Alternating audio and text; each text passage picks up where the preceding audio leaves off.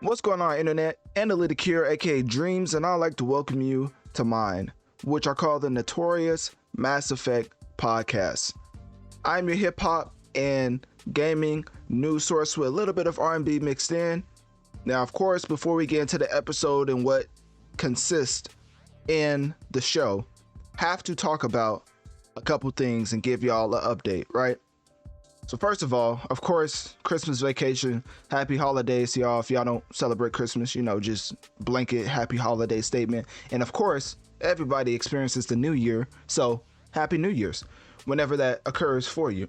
With that out the way, basically the update for Notorious Mass Effect is that y'all are supporting tremendously, and I say that a lot simply because I want y'all to know that I definitely appreciate the support. But of course, I'm not going to spend too much time on that. Let's just get to some of y'all sentiments on my channel about certain instances that have happened in the hip hop community, as y'all are some comedians. I'm not going to lie, y'all are pretty funny, right?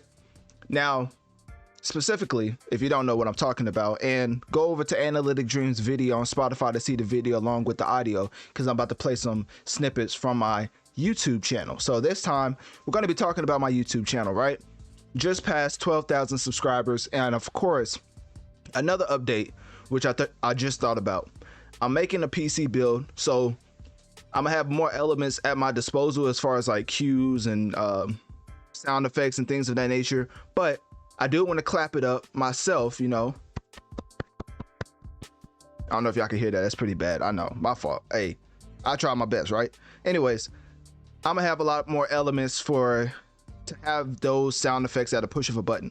But besides the point, pat yourselves on the back, because we've, as the masses, have surpassed 12,000 subscribers on YouTube. And let me tell y'all, I'm beyond appreciative, because honestly, the way I post content on YouTube is scarce when I'm talking about my own voice.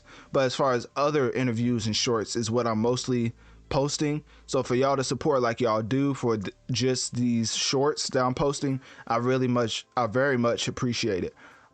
Another thing with the YouTube, of course I post like community posts, trying to keep y'all up to date, but of course I'm one man covering, a plethora of platforms, trying to see what works. But I did figure out a certain strategy that I think y'all like going into 2024. Let's just say a video camera might or might not be involved, and we're gonna have a lot more content on this channel containing my voice, right? Because of course with the podcast, the TikTok, that's doing well, and that's mostly me just talking. For YouTube, it's mostly shorts. And now, without further ado, of course, just wanted you to see my YouTube for a second, just in case you want to, subscribe to your boy, what I'm saying? If you don't, it's all right, what I'm saying? It might be forget you for life, but I haven't decided yet. So with that being out the way, right? Let's get into some of the shorts, because y'all are beyond hilarious, right? So let me pause the beat right quick and get into some of these videos. So in general, like, I post these shorts and a lot of people comment on them, and that's kind of how I get a snapshot on what people are thinking about this particular scenario, right? So one of them, of course, let's just start with the first one and go down. So this one I just posted 642. It's probably going to keep going up just like the other ones.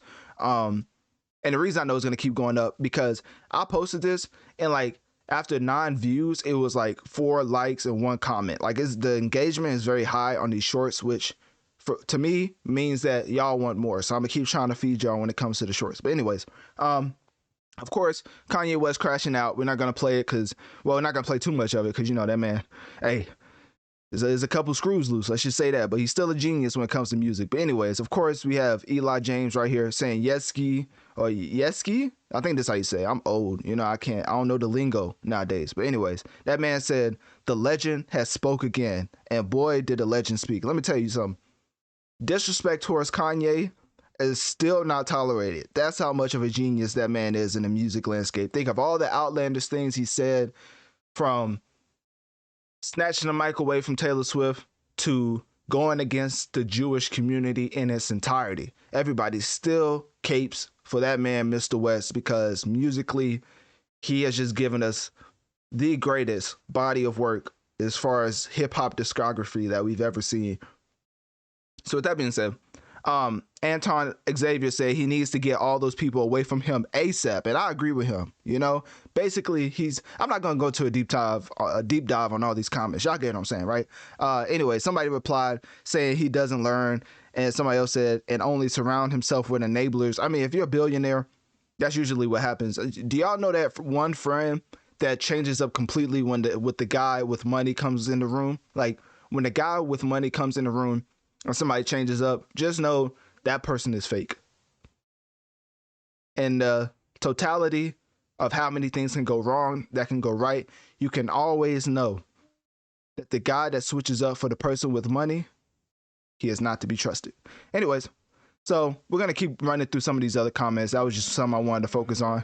Of course, this guy is mimicking Youngboy. A lot of people is liking it, saying it's hard, ride around with the drop top with a stolen Glock. I ain't gonna lie to you, that's straight fire. When it comes to certain music and the landscape of hip hop that contains violence, this is the one that I really do enjoy listening to. It's like my guilty pleasure. I could listen to Youngboy talking about illegal activities for hours at a time, and I know something's wrong with me, but don't worry, I'm gonna get checked out soon. And I like this at the bottom, right? Somebody said, why is he trying to rap like Marshall Mathers? I was like, dang, I've never heard that before. That's a unique take. And then somebody else replied to mine. It said, well, PG podcast. So basically, I'm just gonna say they said what with a lot of laughing faces. So people are funny in these comment sections, right? There's another Kanye rant. You never know what he's gonna say. And then 50 Cent, it seems like on the channel, people like my 50 Cent post the most, as I think that's the highest performer as far as shorts. But, you know, I try to still diversify it. But I think people like 50 Cent the most. So you get it, right? People, you know, in each and every, oh, never mind. Rick Ross one, they went crazy for it. So y'all get what I'm saying, right? The shorts are going crazy. Also, let me give y'all even more credit. Let me see if I can find it. Of course, my own videos are going crazy. I mean, in my estimate of going crazy as far as like just starting posting my podcast stuff to my YouTube, because it's not going to be often, because if you don't know, my main machine is podcasting. So with YouTube, I don't mind doing it on YouTube, but it's kind of like it gets in the way of some of the things that I try to get as far as sponsors. And, you know, if I implement YouTube along with my podcast, then, you know, the negotiations have to go a little differently. You know what I mean? You bring in more platforms, you got to negotiate a little differently. But anyway, that's besides the point. So that's the reason why you don't see me post my own content on here too often. But anyways, the episode 128 that I posted 3 months ago, that was at 2.6 thousand. Of course, episode 129 was at 3.8 thousand. Episode 130 was at 5.9 thousand. And then, of course, you see episode 131 posted 3 weeks ago was at 7.5 thousand. So in the span of 3 months, I can't count, but y'all see it's a lot of thousands, right? You know, hey, I swear I go to college. I swear. I don't feel like counting right now. I'm on break.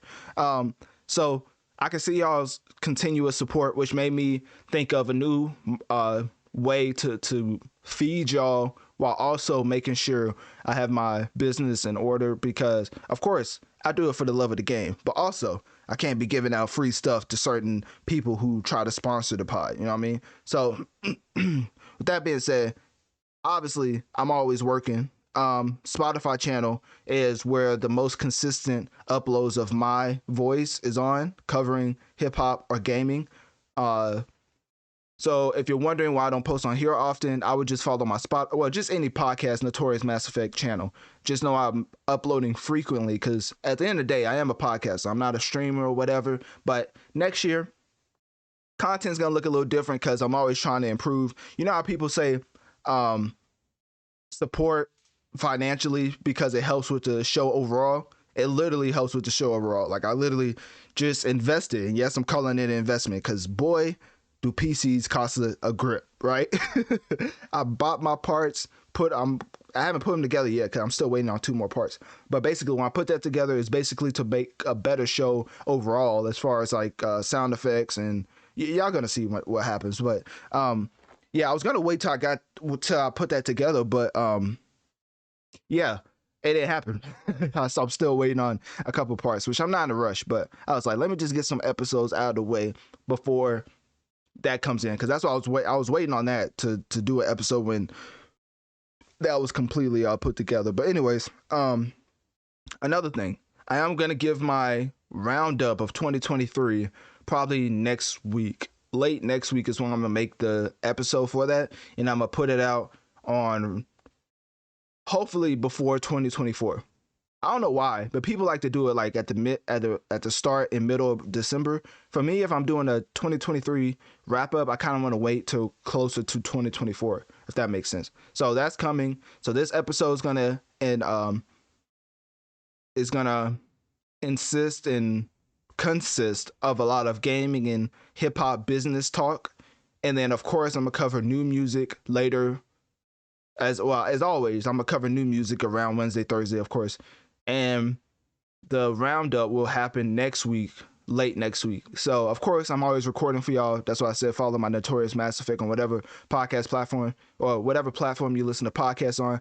But I'm always recording, always doing something. So if it looks like I'm going on a break on a certain platform like TikTok, Twitter, or YouTube, just know I'm always working in the background trying to come up with new ways to entertain y'all, if that makes sense. And also, well, as always, click my link tree in my bio and follow on one of my social medias to DM me or email me on what you want to see when it comes to Notorious Mass Effect in 2024.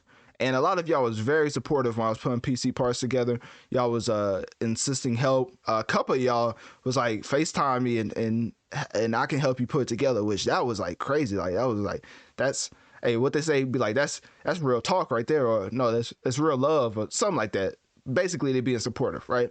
And that made me realize, I was like, I have a lot of PC heads who follow the podcast, which is interesting because I've never played on PC ever, but I do know a lot of things when it comes to PC, but putting it together, hey, that's a whole nother discussion. So anyways, I just wanted to throw that in there. So basically, let's get into the episode. Episode 132, like I said, is going to consist of a lot of gaming and hip hop business talk. But at the end of the day, this episode 132 is titled The Greatest, well, quotation mark, greatest album of all time, exclamation point, question mark, end quotation, and crystal ball emoji for those who don't know. Why do I say that? Is because we're getting into the iconic, legendary, and unique Tanya Mirage. So with that being said, before all of that, make sure to click my link tree in my bio to access my social medias and follow to keep up on my latest activities. If you want to support the show financially, click my Cash App link located towards the bottom of my link tree, as it helps the show overall. Also, make sure to share this podcast, rating this show 5 stars, as this helps the show reach more people so we can grow together and affect the masses. And with that being said, let's get into the first topic of episode 132, which is, of course, the one, the only, and one of my favorite artists of all time, Juice WRLD. It's so nice that in a world full of negativity and just speaking in a derogatory fashion, and with so many musicians gaining revenue off of showcasing and highlighting and capitalizing off of satanic images and numbers, that the late great Juice WRLD made his whole mantra, of course, off of 999. Because if you don't know, there's a lot of people running off of satanic images and things of that nature, but say what you want about Juice WRLD and some of his references to certain things or his topic matter when rapping, his 999 has such a great meaning when it comes to the overall grand scheme of hip hop. Because if you don't know, Uzi's one of the biggest artists when it comes to 666, and Juice WRLD basically went with 999 because his end version of 666 traditionally associated with negativity and of course the devil, and Juice WRLD believed in flipping that into a positive force, representing any struggles or hardships you face and using them to push yourself forward and ultimately grow. For all my Juice WRLD fans out there that didn't know that, hey, the more you know. Isn't that what G.I. Joe said? But anyways, that's besides the point. Not saying that trying to implement that he had beef for Uzi, because of course not. Just saying that he did a different take of always trying to use negativity and satanic numbers and imagery for financial gain, right? Juice WRLD took the opposite value, and now we're here. He's one of the biggest artists still, even after death. You know, rest in peace to Juice WRLD. Of course, everybody knows that he passed away over overdosing, and now he's putting out posthumous music. Well, been putting out posthumous music, but now he's back again, which is what this segment is over. He's back again with a new album titled The Party Never Ends. Because, okay, let me just run down the timeline for you. Juice WRLD died in December 2019, you know, from a drug overdose. Posthumous albums came after, which includes Legends Never Die, that came out in 2020, and Fighting Demons, that came out in 2021. And now the final and posthumous album, The Party Never Ends, is scheduled to come out in 2024. So that being said, there's one DJ that's over this entire scenario, and with that, I just want you to know that this man is a pretty prominent source and to the process of making this album and probably when it's going to be released. You know, some people say, hey, how do you know certain things about the hip-hop industry? Usually the artist isn't working by himself, and the people he's working with usually sometimes slip information to the public, or not to the public, but to certain people to get out to the public. So that being said, DJ Scheme confirmed that out of all the news he could have confirmed about Juice WRLD's album, this man confirmed that I Show Speed is going to be featured on Juice WRLD's album. Now, I'm not laughing at I Show Speed, as he's one of the more prominent content creators in this game. As you can see right here, this is a snapshot of I Show Speed in the studio with DJ Scheme. If you don't see it, Analytic Dreamz video on Spotify for the video version along with the audio. With that being said, this is a picture of I Show Speed literally in the studio with DJ Scheme. With that being said, I keep saying that, but further note, a person that goes by Distinct said, ain't no way this Speed, he spelled it sped, but we're just gonna speed past that. Hey, put it, nah, my fault. Hey, y'all can throw y'all tomatoes, my fault. Let me get back to it. Ain't no way this Speed hears The Party Never Ends, which is what this abbreviation means, before anyone else. And then guess what? The man himself, DJ Scheme, replied and said, no, he's actually featured on the whole album. Now, how about that? I mean, he ain't add that part, but you know, I just felt like it would have went with the anyways. So DJ Scheme said, no, he's actually featured on the whole album. So now we have it confirmed that I Show Speed is going to be giving off some type of bars along with Juice WRLD, and that concerns me to the highest degree. No discredit to Speed, because if you think about it, Playboi Carti had academics on his last album. I think it's called, what was it called? It's All Red or Everyday Red. I forget what it's called. It's something, I swear I'm blanking on the name. It's something with red in the title. But at the beginning of the album, he had academics on the album basically, you know, hyping up the release date and talking about how he sold his soul to get information for the Carti album. And if there's something like that where I Show Speed, basically if it's like a skit or a rendition of Speed doing one of his iconic, you know, outburst on the album or whatever, maybe he's screaming along to some type of Juice WRLD rock song, I can see that being fire. But there's no way the I Show Speed is giving bars, because he said he's actually featured on the whole album, meaning he's a feature, right? But I'm like, is he featured in a talking manner or a creative music making manner? Because of course there's two ways you can go with it, and if they go with the latter, it's gonna be literally one of the worst songs ever created. I don't care how great Juice WRLD is, there's no carrying I Show Speed. It's almost like when LeBron invited Westbrook to come play along with him at the Lakers and realized that this man is going to be at the death of me. So he traded him to somebody else, right? I Show Speed, musically adding to Juice WRLD's discography, would be the worst decision of all time. Hopefully I made that clear. So anyways, let's get to one of the best decisions in Juice WRLD's camp, and that was to release the track with Eminem and Benny Blanco titled Lace It, as it was streamed 1.29 million times, so 1.3 basically million times in its opening day on Spotify, and it's Juice WRLD's 119th song to chart on the global Spotify, which, you know, 119th, that man's a legend. Come on now. Also, Juice WRLD and Eminem's Lace It, which is the latest track, basically the single for this album, came out, and you can see right here, it's the latest video. But anyways, it's out on DSPs too, and it debuted at number 5 on the Apple Music US charts. And something else. Oh, okay, that's basically it.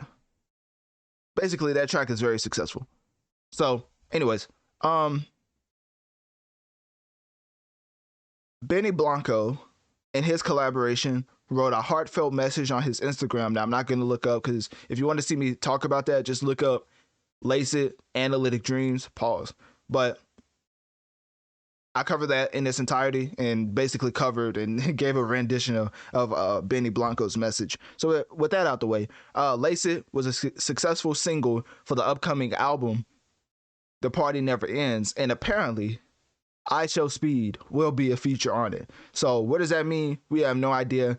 But at this point in time, we just know that it's supposed to come in 2024, marking his third posthumous release in the music landscape.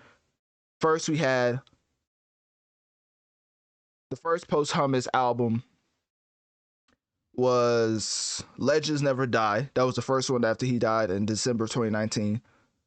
Fighting Demons came out in 2021, and now we have The Party Never Ends that's coming out 2024. And as a Juice WRLD fan, I'm not gonna give my sentiments over how I feel about that. I'm just gonna say hopefully his estate, which is his family and I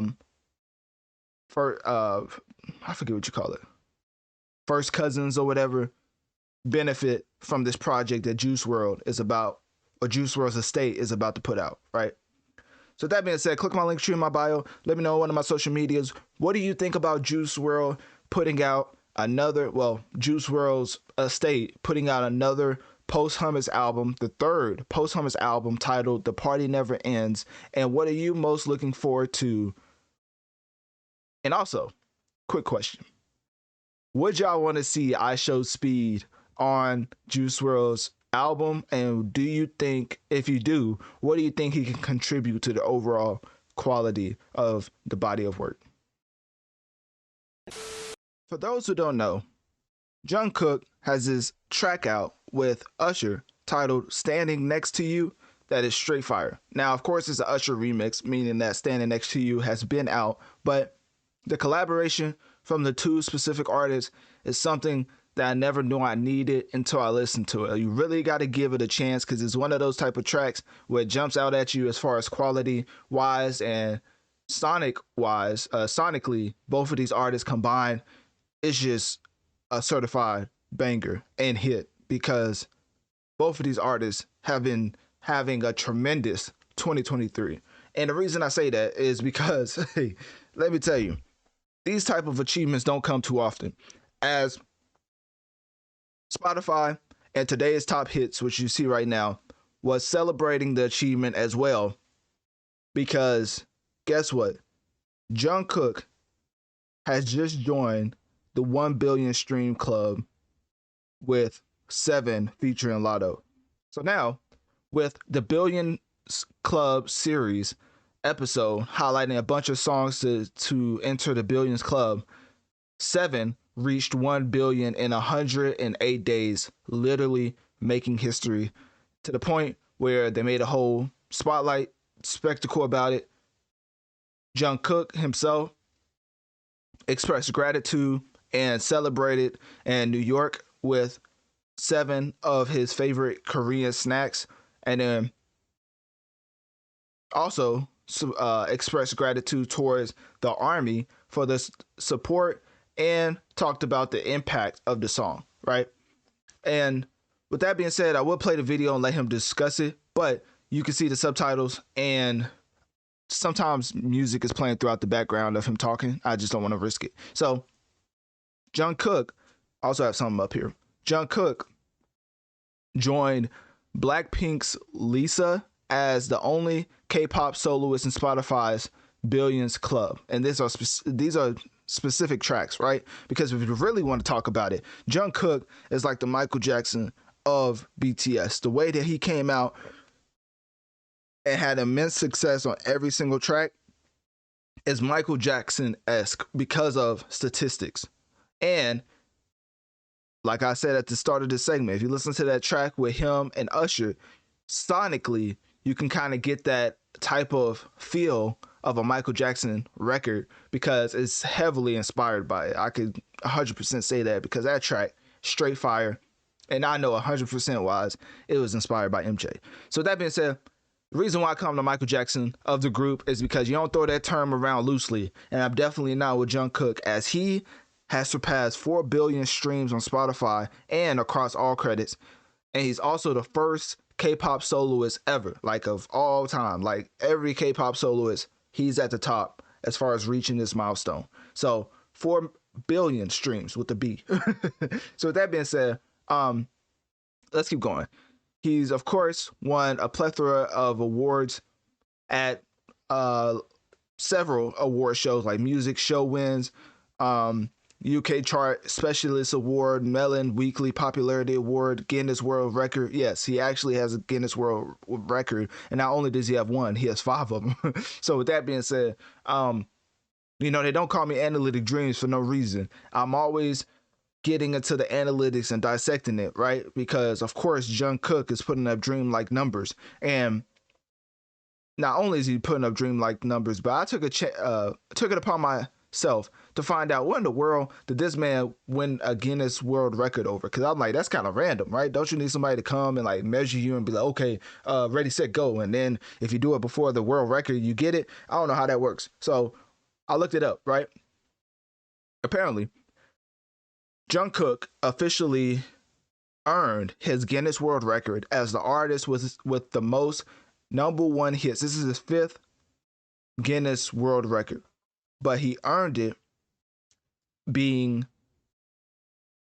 or having the most #1 hits on the official MENA chart with 7 3D and Standing Next to You. So this means the official MENA chart is the first ever official chart in the Middle East and North Africa, and aggregates charts reflecting streaming data from Angami, Apple Music, Deezer, Spotify, and YouTube Music. So if you want to know, that is where he's getting these, well, not all of them, but that was his latest Guinness World Record. So if you wonder what entailed him getting a Guinness World Record, well, there you have it. So with that being said, there's really nothing too much to get into. I mean, Jungkook's just running the charts, having a Michael Jackson-esque run. It would really surprise me if his label, I think it's still Big Hit, right? Yeah, Big Hit Music. It would surprise me if they put him back with the group, because let me tell you something. If you're successful as one person, why come back to a group if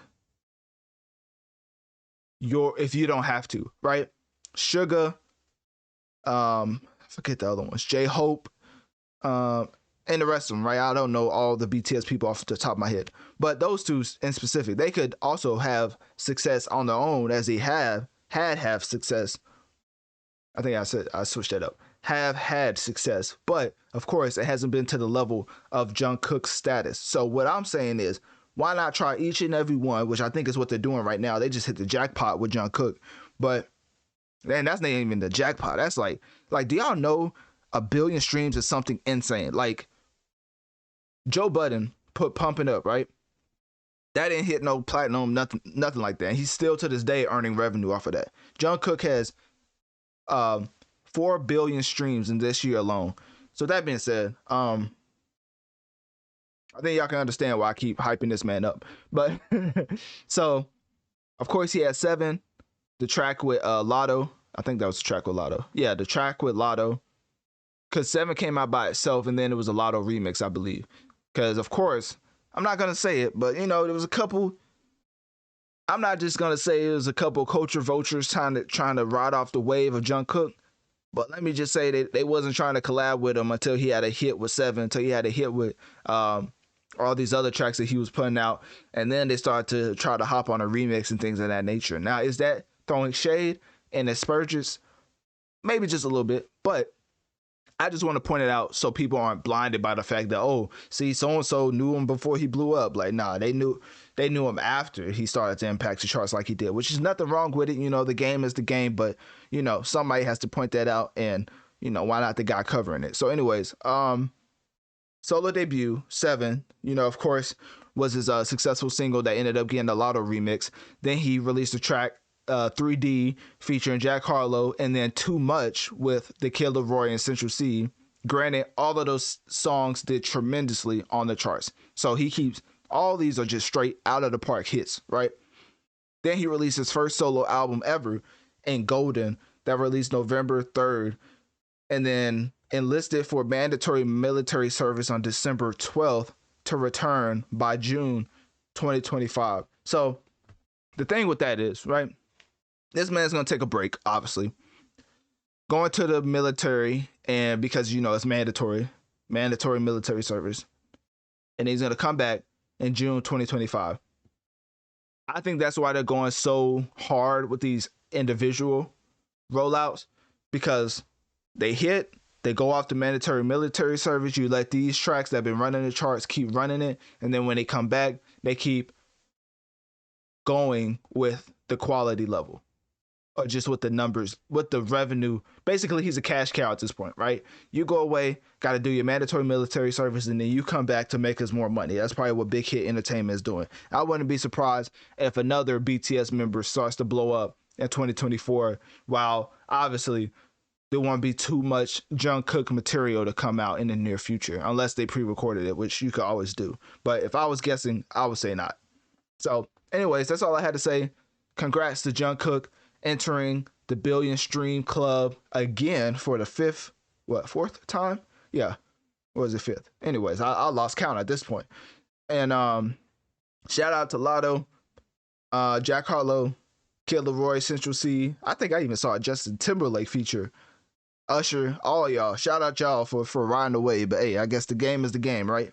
So anyways, click my link tree in my bio. Let me know on one of my social medias. What do you think about Jungkook just running up the numbers, entering the billion club time after time after time?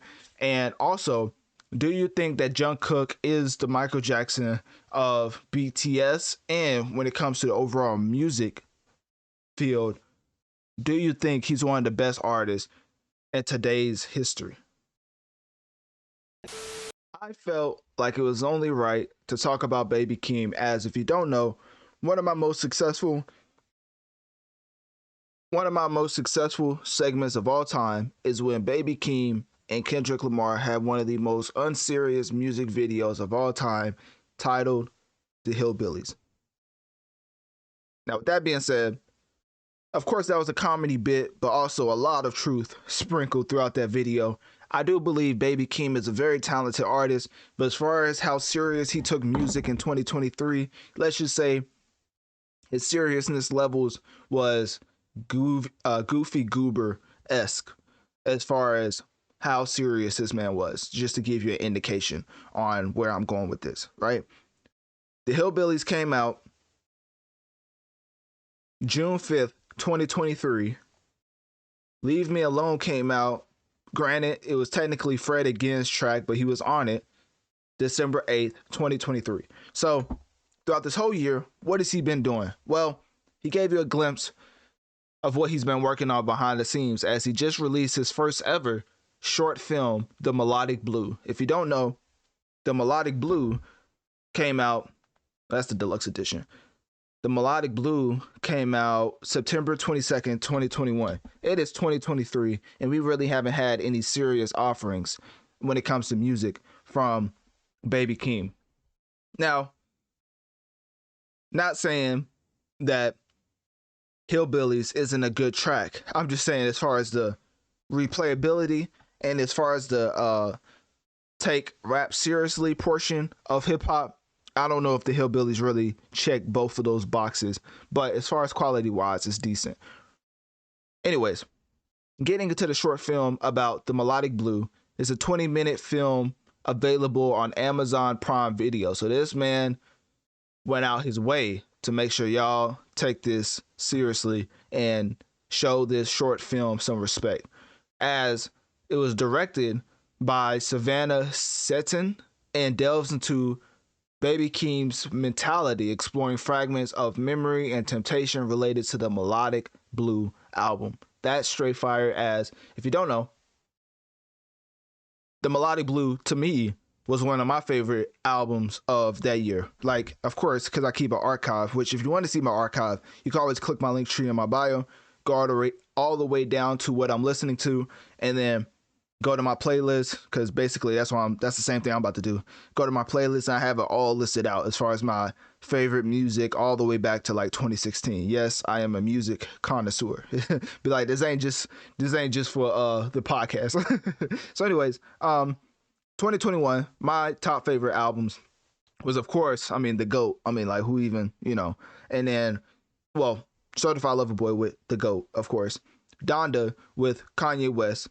And it was Off Season by J. Cole. Man, 2021 makes you look at this year and just be like, bro, we didn't get nothing close to none of those albums.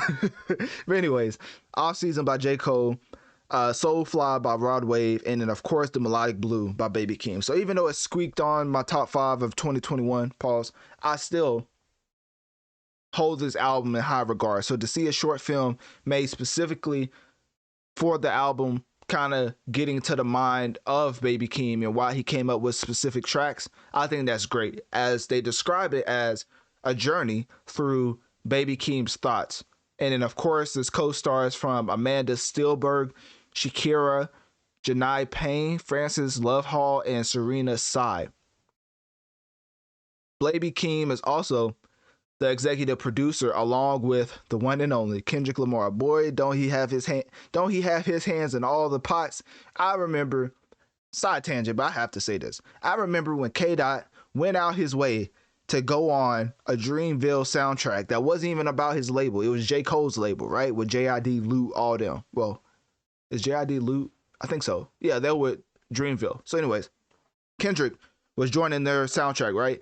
But the only thing he added, I kid you not, the only thing he added to the soundtrack was, I came here for some money. Now, as a label, I would feel so disrespected that my, not even top op, but top competitor from another label came over here off of their request, probably, because Kendrick don't just pop up for no reason. They probably asked Kendrick, pop up.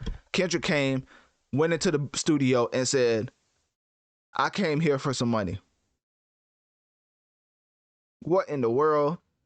Like, the type of disrespect you have to have in your heart to go into the studio off of their request just to say, I came here for some money, and then leave with no ad-lib, no feature, no verse, nothing. That was top tier disrespectful. I forget what actual track it was, but if you go to a Dreamville compilation, it's like the only one with Kendrick on it. I don't even know if he's listed as a feature. Actually, I think that's what made it worse. I think he's actually listed as a feature. It's the one with the baby on it, I believe. Anyways, y'all can find it. So with that being said, let's get back into the actual topic. My bad, I just had to go on that side tangent. So anyways, executive produced by Kendrick Lamar and Dave Free. The unreleased music is included in this short film, once again on Amazon Prime. It's not an ad, I'm just letting you know. Songs like Rock Me, Torch, White Laces, featuring James Blake, and already told you about the Melodic Blue, so you already know what that is. Of course, it had a lot of high-level features, and the deluxe later came with more additional high-level features as far as Lil Uzi Vert and the Pink Panthers. So with that being said, of course, he's respected amongst his peers, and the next time he puts out a body of work, I just know it's going to be top tier, as he really is pulling his Kendrick Lamar in the way he's releasing these albums. Like, Kendrick and Baby Keem is like the modern day rock star for all my gamers out there. They take 3 to 4 years at the minimum to release their next project. And I'll be like, man, is Baby Keem and Kendrick making the video game, or are they making music? Y'all make it make sense to me. Baby Keem and Kendrick act like they out here directing movies the way they putting out these 1 hour 40+ minute projects. Now I know that's a little hate, but I had to play devil's advocate. So anyways, Grammy nominations. Of course, Baby Keem's collaboration with Kendrick Lamar, The Hillbillies, earned a Grammy nomination for Best Rap Performance, which, don't ask me how it happened. I guess the power of Kendrick, right? The Melodic Blue peaked at number 5 on the Billboard 200, and the RIAA certified the album as platinum in August 2023. Now, with that being said, that's basically it. I mean, people are looking at the short film and it's received some positive reviews. I'm no film critic, no movie, TV show critic. Really, I only watch superhero stuff, so I want to take my opinion seriously when it comes to anything, film related. Let's go to beyond the trailer or Grace Randolph if you want that type of insightful breakdown. Or Jeremy Johns, that's another one. So anyways, enough of the shout outs. Click my link tree in my bio. Let me know on one of my social medias. What do you think about Baby Keem releasing his short film for the Melodic Blue? And will you be giving it a watch on Amazon Prime Video? After more than 2 decades of E3, each one bigger than the last, the time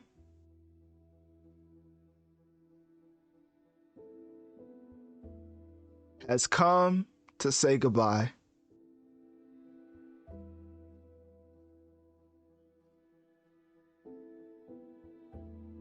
Thanks for the memories.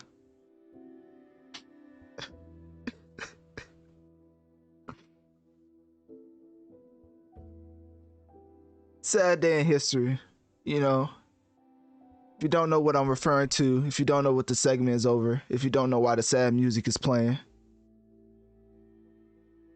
it's because Electronic Entertainment Expo, aka E3, is officially dead, marking the end of an era, of course, for the gaming industry's biggest convention. Now, of course, in the new evolution of internet, new competitors partner with draws, with Nintendo being the first, might add. As far as the big three, Nintendo, Xbox, and PlayStation, Nintendo was the first to leave E3 and go their own way, so blame them.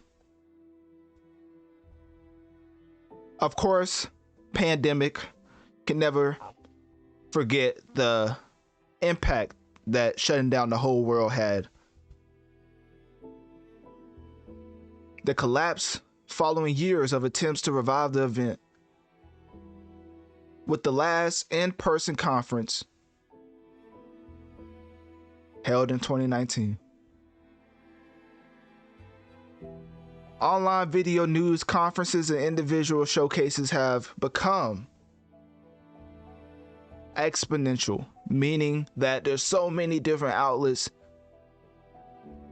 that there was no more use utility-wise for E3.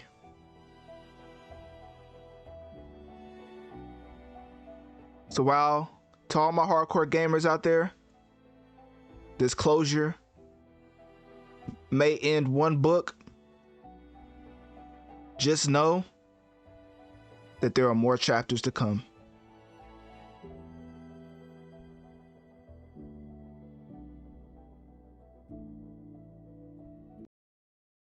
All right, that's all I got. So anyway, that was my dramatic soliloquy. Well, that wasn't a soliloquy because I had a beat in the background, but y'all get what I'm saying, right? Covered the whole thing.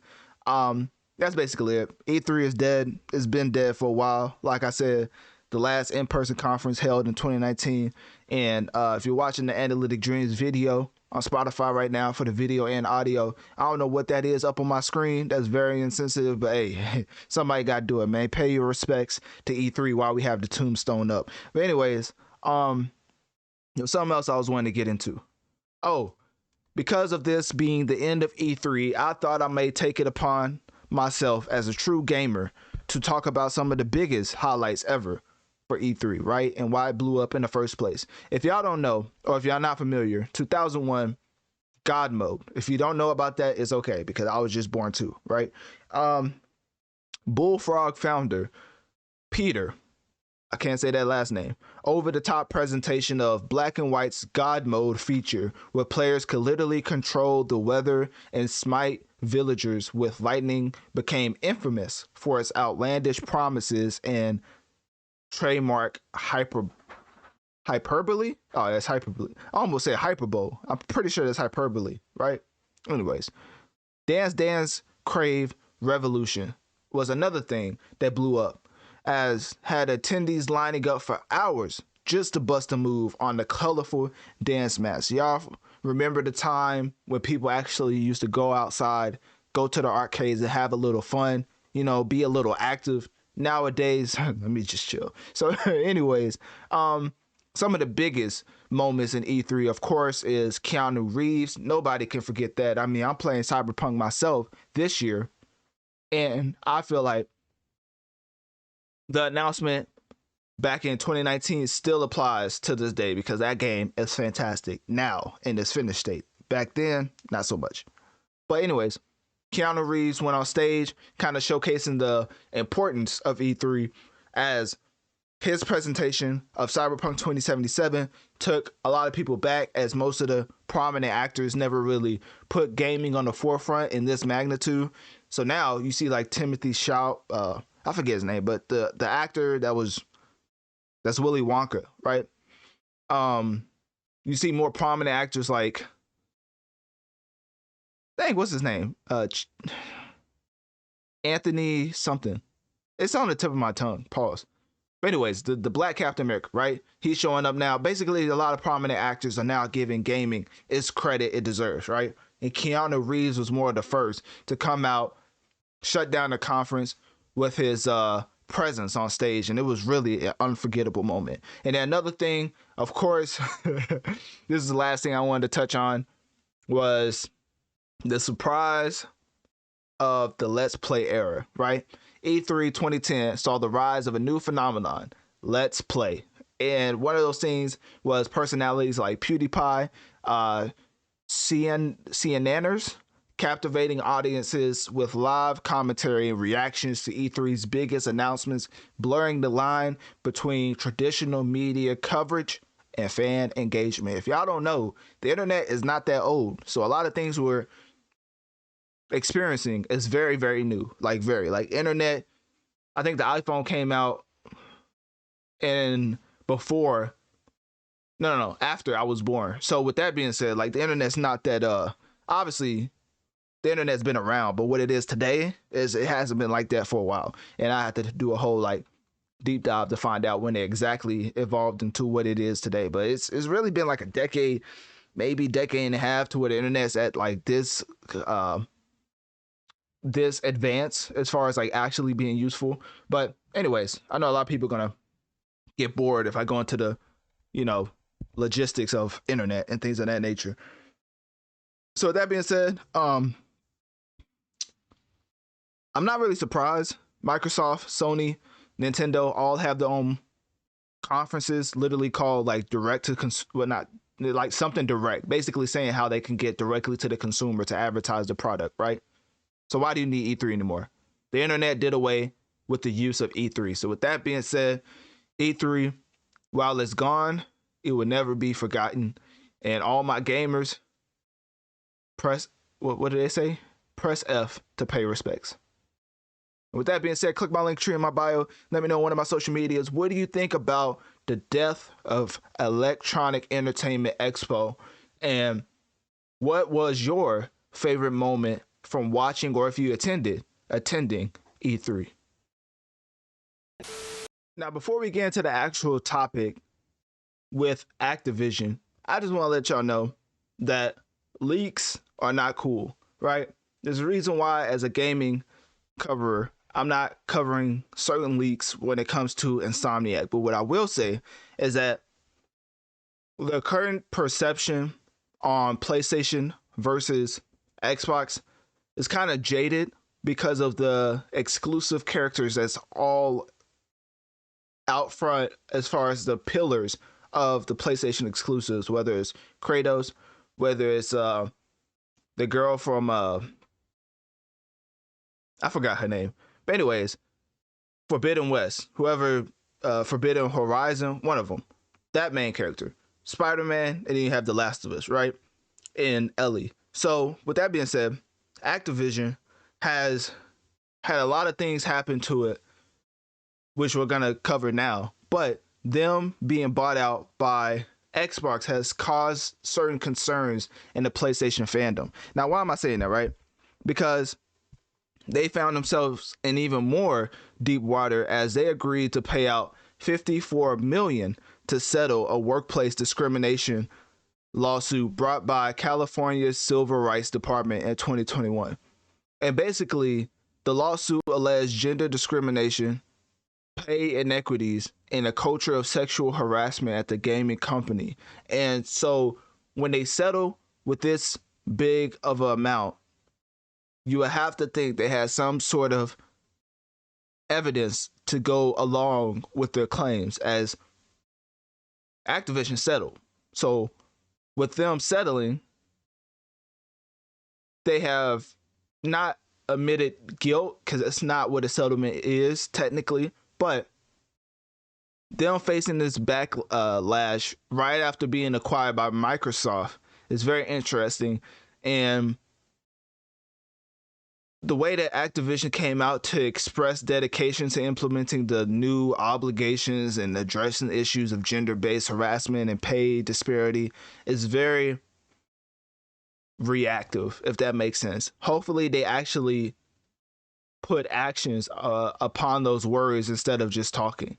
Because if you don't know, the key points are basically Activision Blizzard paying $54 million. But the bigger deal is Activision being acquired by Xbox, because Xbox gave a tremendous bag to Activision to join the Xbox exclusive club. And not exclusive, but you know, certain titles that Activision makes is probably going to be exclusive, just like every other gaming company that Microsoft has acquired. Like at this point, that's why I started the segment off with the leaks and things of that nature, because I'm not going to give credence to the leakers, but what I will say is the take that PlayStation is very intimidated by Microsoft's acquisitions is very true. And the Game Pass is the future of gaming. That's basically what I'm gonna say. Game Pass is right now looking to be the Netflix of gaming, when everybody is still out here buying cable, when it, in terms of buying $70 full price games, right? Activision is helping the overall play of Xbox eventually going console-less, meaning everything is off of the cloud. If you don't know, if you use Game Pass, you literally can try out games without downloading it. If you never tried the Game Pass, it's one of the greatest, I'm not gonna say inventions, because things like a Xbox or things like a free to play section on the Game Hub does exist, but as far as the Game Pass being a subscription filled with games you actually want to pay or want to play at a subscription price, is very interesting. I mean, the Rockstar CEO literally came out and said that he hopes that they can implement some sort of subscription-based payment in GTA, which they probably will, but I'm just letting you know. I'm just giving you a heads up. So if one singular game is already thinking about doing that, they are realizing the value of, well, the value that their game can have which is why the Game Pass is so important, because it gives the consumer that value per subscription. It's not really individual game based. It's basically a whole hub of free games that you get to play at the price of a regular subscription, or a monthly subscription or yearly or whatever your plan is. But basically, I say all that to say this. The biggest thing is that you kind of have to add context in this whole settlement, because I'm not saying that they're only accusing Activision of workplace discrimination simply because of them being acquired by Microsoft for $69 billion. Maybe they saw that and it was like, hey, now I got to come out with my critiques because I need my cut of this bag. I think they had some sort of ground to stand on, or else Activision would have settled, Also, Activision Blizzard is known for games like Call of Duty, World of Warcraft, and now they are acquired by Microsoft. That's why the whole Sony versus Xbox is very convoluted, because when it comes to 5-10 years down the road, Microsoft looks like is a much more pristine position versus Sony. So that's all I'm gonna say, because I don't want to give any leaks, any credence, but I do want to talk about the overall landscape of the gaming console battle. So the biggest thing, which is what this segment is over, is that workplace discrimination is obviously not a thing you should have whenever trying to appease or trying to please multiple people, because when you come into the workplace, being discriminated upon can only make your life even more stressful and not in a fair manner, unfairly more stressful, if that makes sense. And apparently they're taking steps, quote unquote, for recruitment and retention, and outline in its 2020, have taken proactive steps for recruitment and retention as outlined in their 2022 environmental, social, and governance report. So with that being said, apparently Activision is going to do something after settling, which is only good to hear for people who was actually discriminated upon, to see they're going to place actions with the words, but only time would tell, because at the end of the day, that is why they got themselves in this situation in the first place. So hopefully they end up actually doing right by their words and statements. So with that being said, click my link tree in my bio. Let me know on one of my social medias. What do you think about Activision Blizzard having to pay, or agreeing to pay, $54 million to settle a workplace discrimination lawsuit? And what is your biggest takeaway from it? Peer pressure is one thing, but the pressure from the internet is a whole nother. I mean, you could be the CEO of one of the most successful gaming publishing companies of all time and still have to clarify comments because of your words being misinterpreted. Not theirs, but yours. Being misinterpreted into something that now it has blown up bigger than they even thought it was going to be in the first place. Now, what am I talking about with this segment, right? Take-Two CEO Strauss Zelnick, I believe is how you say his name, has clarified some statements because the internet has been putting that pressure on him, right? I would say deservedly so, but when you read further into his clarifying statements, it makes sense, and it makes you wonder why people took his words like that in the first place. As Strauss Zelnick said that he didn't suggest games be priced at $1 per hour, because that was the whole controversy. People were saying that he was implying that games should be priced per hour. And with GTA on the horizon, set to come out early 2025, a lot of gamers heard that statement and quickly became triggered, because guess what? You're not going to take one of the most anticipated games of all time and implement one of the most aggressive systems as far as generating revenue in the detriment of our pockets, right?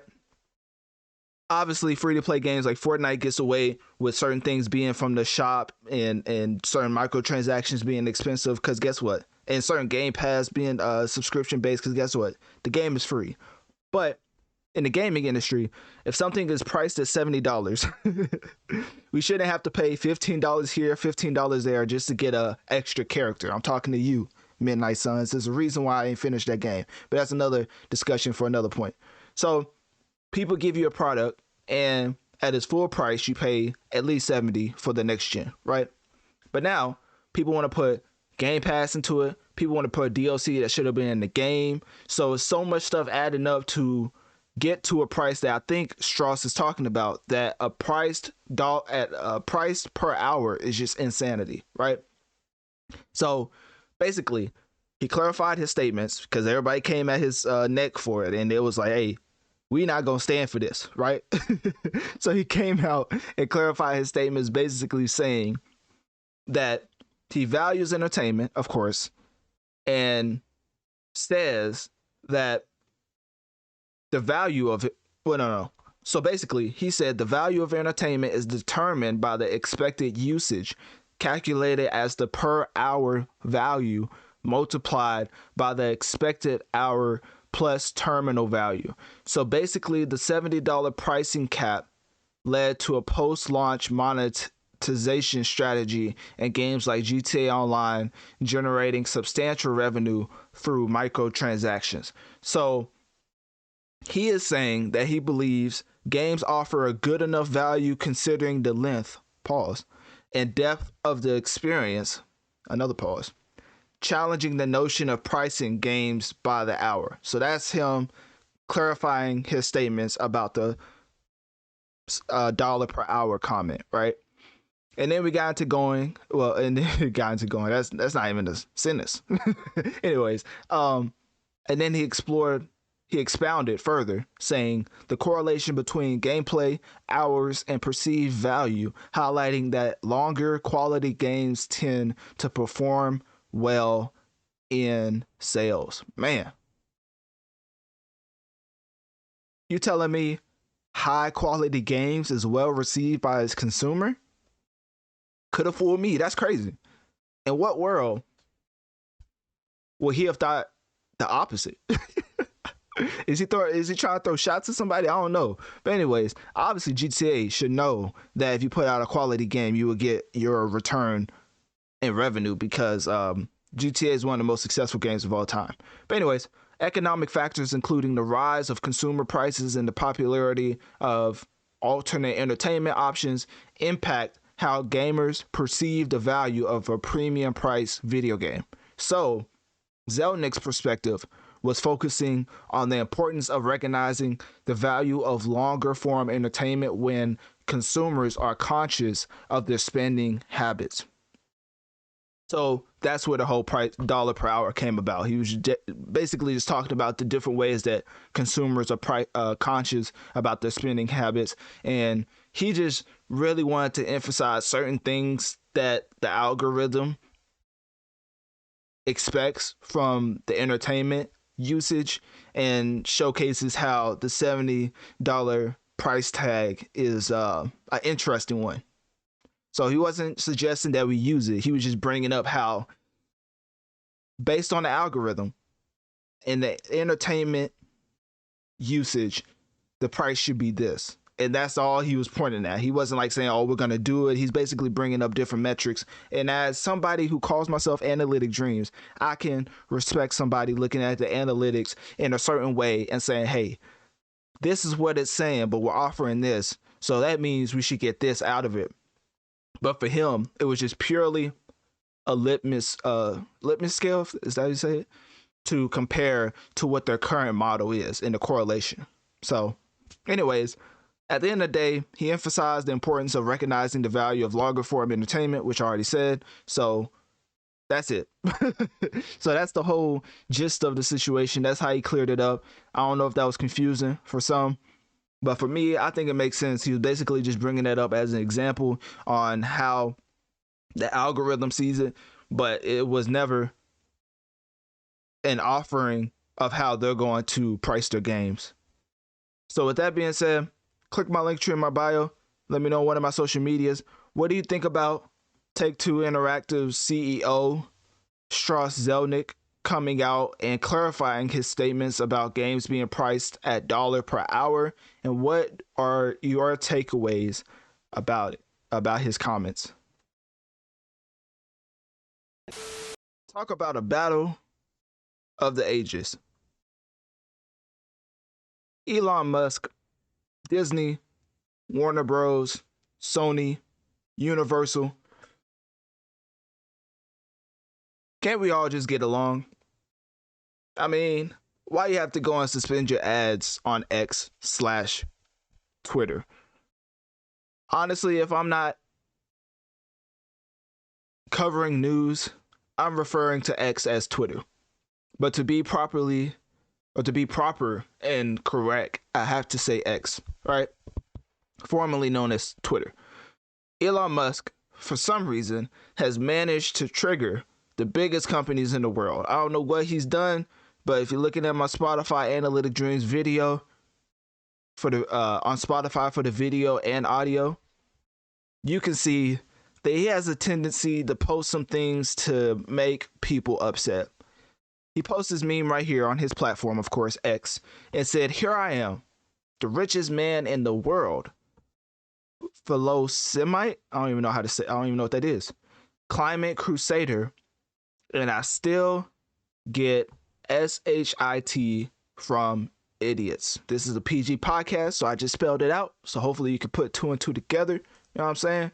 And Elon Musk also said, "Why in the world is Disney boycotting X yet spending millions on other platforms?" And then he showed a chart where, typical political fashion, we don't know where in the world he got these numbers, but hey, it's a chart that's supporting his point.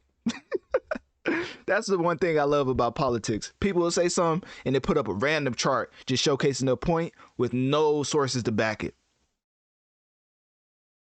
Because the source is literally Generation Lab. Where is the Generation Lab? What type of credence does it have? Is this some type of actual reputable source? Obviously, this isn't an anti-Elon, so let me not make it one-sided, right? Let me make it a little fair. So, getting into Elon, of course, the biggest thing about this segment, or just about this topic in general, is that Disney, Warner Bros., Sony, Paramount Pictures, Universal Pictures, and Lionsgate have stopped posting on X/Twitter because, I'm trying to find why. Oh, because of Elon Musk's anti-Semitic post on November 16th that triggered the boycott. So with that being said, Elon's response was very braggadocious, of course, because it's Elon. He basically said, well, he just showed the chart that I just showed you right here. So here's the chart. And that was comparing anti-Semitic content on X compared to the other platforms. But the difference is the owners aren't really putting out anti-Semitic stuff, to my knowledge. And Elon Musk supposedly did, according to Disney and all the other big companies. But he said that, defended his tweet, and Disney Bob Iger, the CEO, came out to explain the rationale behind suspending ads, citing Musk's public position. So that's crazy. I didn't even read that, and I already said probably why they are taking the stance they are, because if the owner of TikTok or Instagram came out and did that, I think it's a little different than one of the users posting something like that. I mean, it's still offensive, but if the owner comes out and says something like that, then you have to look at it a little different, because that's the owner of the media platform. So major companies such as Disney, Paramount, I'm not going over the companies again, y'all get it, right? Disney and the big dogs and Warner have suspended their posts.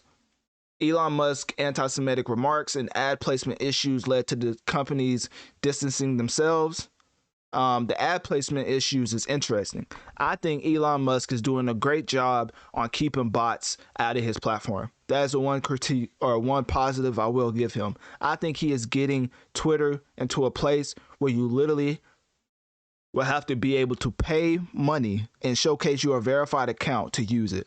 And to me, I think it's interesting because then you're getting into the Patreon type of platform where you're literally paying to post comments and things of that nature and videos and pictures. But the way Elon Musk is saying it is telling it and explaining it. He's trying to say that it's to get bots off of the platform, which if he's effectively getting bots off of the platform, but making Twitter a place where you have to basically pay to play, is it a fair ground as far as a give and take from the consumer? So that's the spot we're at right now, and that's the rock and the hard place that we're gonna have to find ourselves in. So what else? Government and international connections is that Joe Biden, of course, administration condemned Elon Musk's anti-Semitic remarks, because once again, I know you're seeing the chart right here, but if the owner of TikTok and Instagram came out with some type of anti-Semitic remarks, they probably would have did the same thing. Because just hopefully y'all did not forget that the government literally tried to clap the whole platform of TikTok for no reason, and then now they're letting it rock because they couldn't do anything via the law. You know, they try to go through the law to get clapped, but hey, TikTok is still here to this day. So with that being said, when the government steps in, it's pretty serious. When Disney steps out, you could probably suggest or guess that Elon Musk is under a lot of scrutiny when it comes to this particular topic. And if you want to know his up-to-date whereabouts, I mean, he visited Israel, toured the destruction with Israeli, I don't know how to say that. It's Israeli. It's Israeli. Oh, Israeli, right? My fault. I can't read. Prime Minister Benjamin. Now that last name is something serious. But anyways, they had an extended meeting on the security of artificial intelligence. And with that being said, that's basically it for the up-to-date news. Disney and all of them are still boycotting. If you want me to go over the brands again, of course I will. It's Disney, Warner Bros., Sony, Paramount, Universal Pictures, and Lionsgate have largely stopped posting on X/Twitter. And they said the last post ranged from November 16th to like November 23rd. So that's what they mean by largely stopping posting. But anyways, click my link tree in my bio. Let me know on one of my social medias. What do you think about this Elon versus Disney and all the other big conglomerates in the world? And who do you think will come out on top with this whole anti-Semitic battle and the battle of ads when it comes to Elon versus the large companies? When it comes to AI, of course, this year has seen the biggest evolution and jump as far as where it was in the previous year. So I would say there's so much opportunity and things to be implemented in the near future when it comes to gaming and hip hop via the evolution of AI. I mean, Google, which is what this segment is basically covering, is one of the biggest conglomerates in the world, right? And they're basically saying that the ad sales is expected to have a major reorganization simply because of Google increasingly using AI to sell ads. So the biggest thing with that is that AI, with the evolution, can now suggest and create ads and driving tens of billions of dollars in new revenue already. Extremely high margin too. I mean, I know y'all seen that party commercial with Progressive. If y'all think the heads of Progressive came up with that themselves, whoever's at the PR department, I'm not trying to cast any aspersions on you, but let's just say they may have had a little help in the trending topic section of AI to help out with what is everybody talking about when it comes to party, right? Which I'm getting to that at the end of the episode, so stick around for that. But anyways, the reason why AI is such a big deal is because it helps. I mean, I basically just said it. Tens of billions of dollars based off letting AI suggest and create ads for revenue. So, what does that tell me?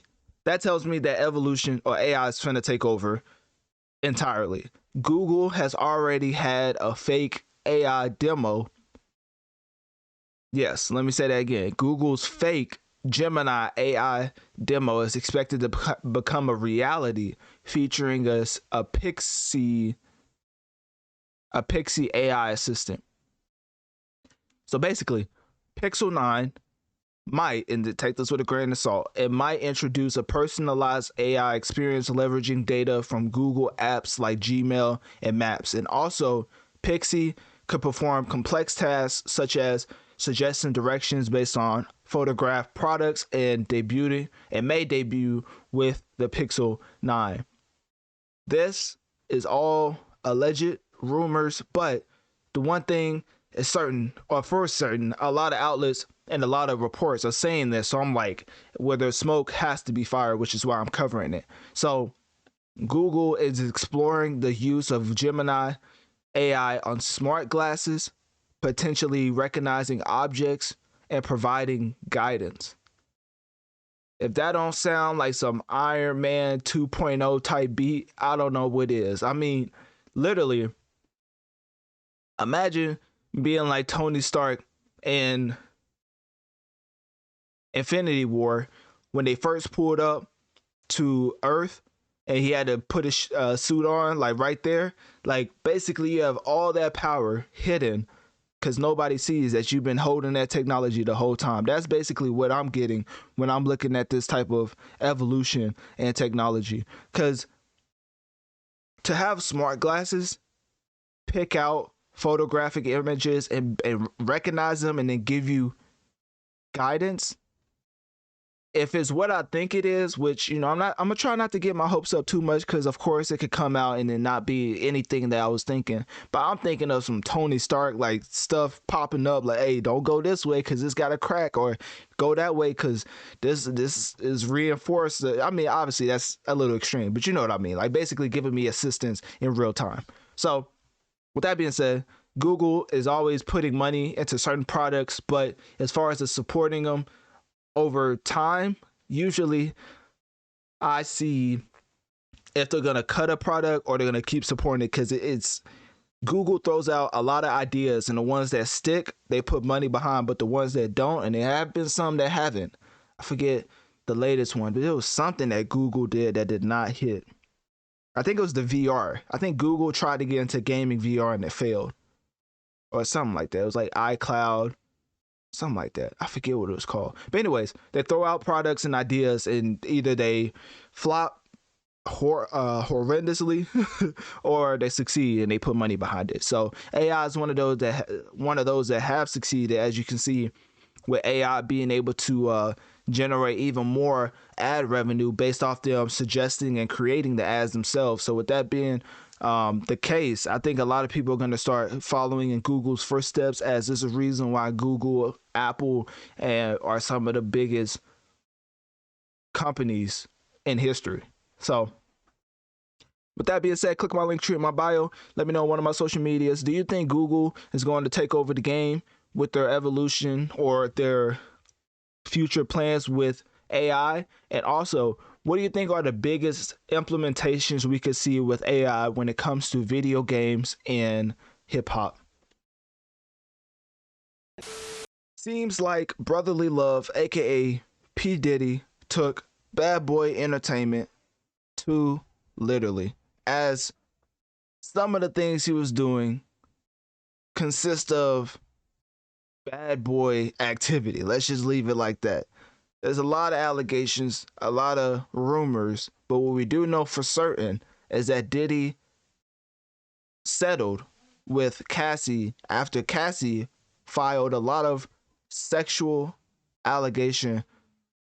assault lawsuits that led to the settlement by P. Diddy. And the reason why I'm bringing that up is because we're not rehashing that whole situation with him and Cassie, because technically Diddy didn't want any more stories coming out from Cassie, which is why he settled so quickly. If you don't know, in in the midst of a 24-hour span, that man got that settlement tour, and now we don't hear any other word from Cassie. I wonder why that is, but that's besides the point, as the biggest reason for this segment is showcasing the power of cancellation. People say cancel culture isn't real until 18 companies start to cut ties with you, and that's exactly what's happening in the case of P. Diddy. Because if you don't know, Empower Global, which is P. Diddy's e-commerce platform, has been severed when it comes to a lot of different companies, all the way up to 18. Now, we can't list them all because there's a lot of companies. I ain't gonna lie to you. You may have to look it up for yourself.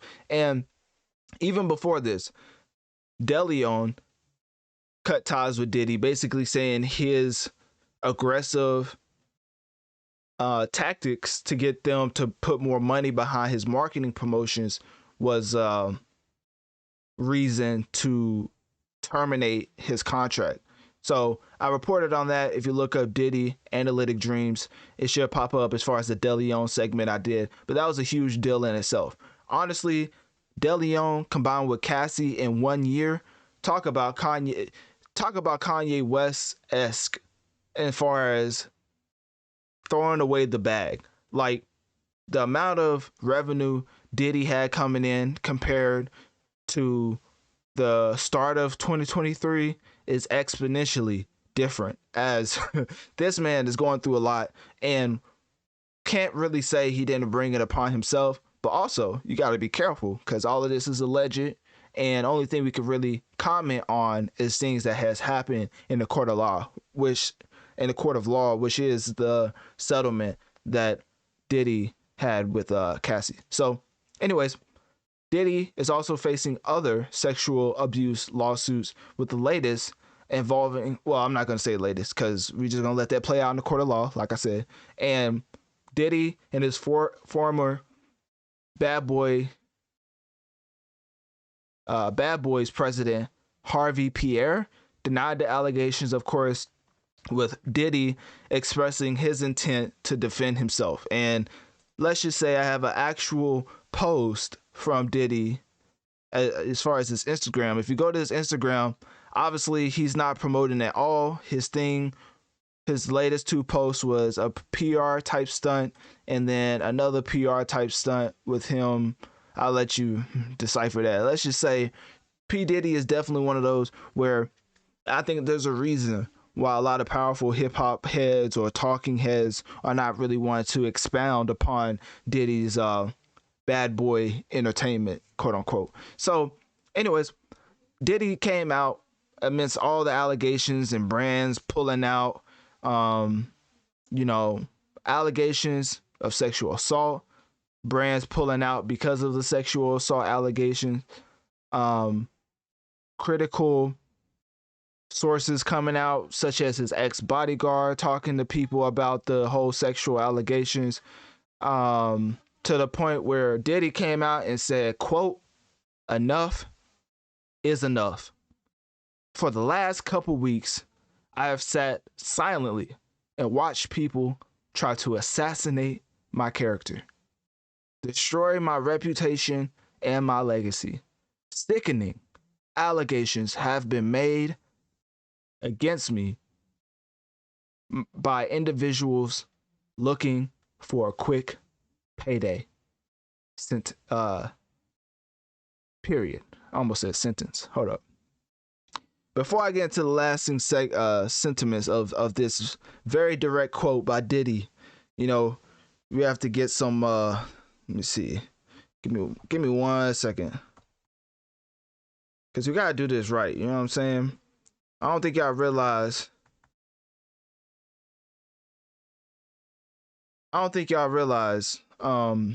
The type of impact that Diddy has. People talk about Suge Knight. Let's just say Diddy may be on a level of his own. Well, on a level of his own, of course. So, gotta do it right. You know what I'm saying? All right, so let's get back to it.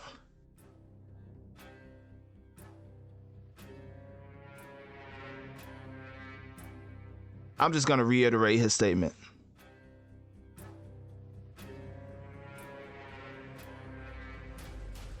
enough is enough.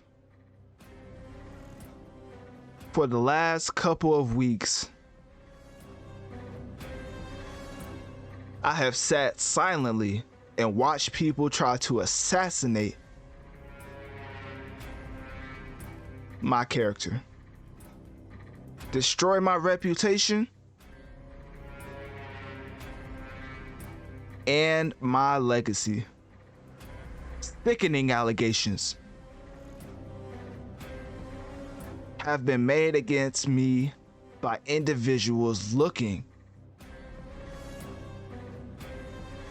for a quick payday.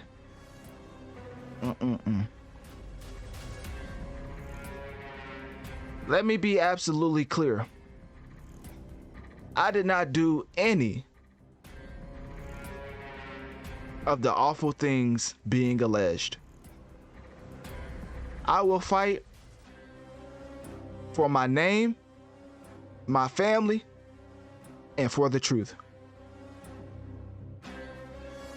Signed, Sean Diddy Combs.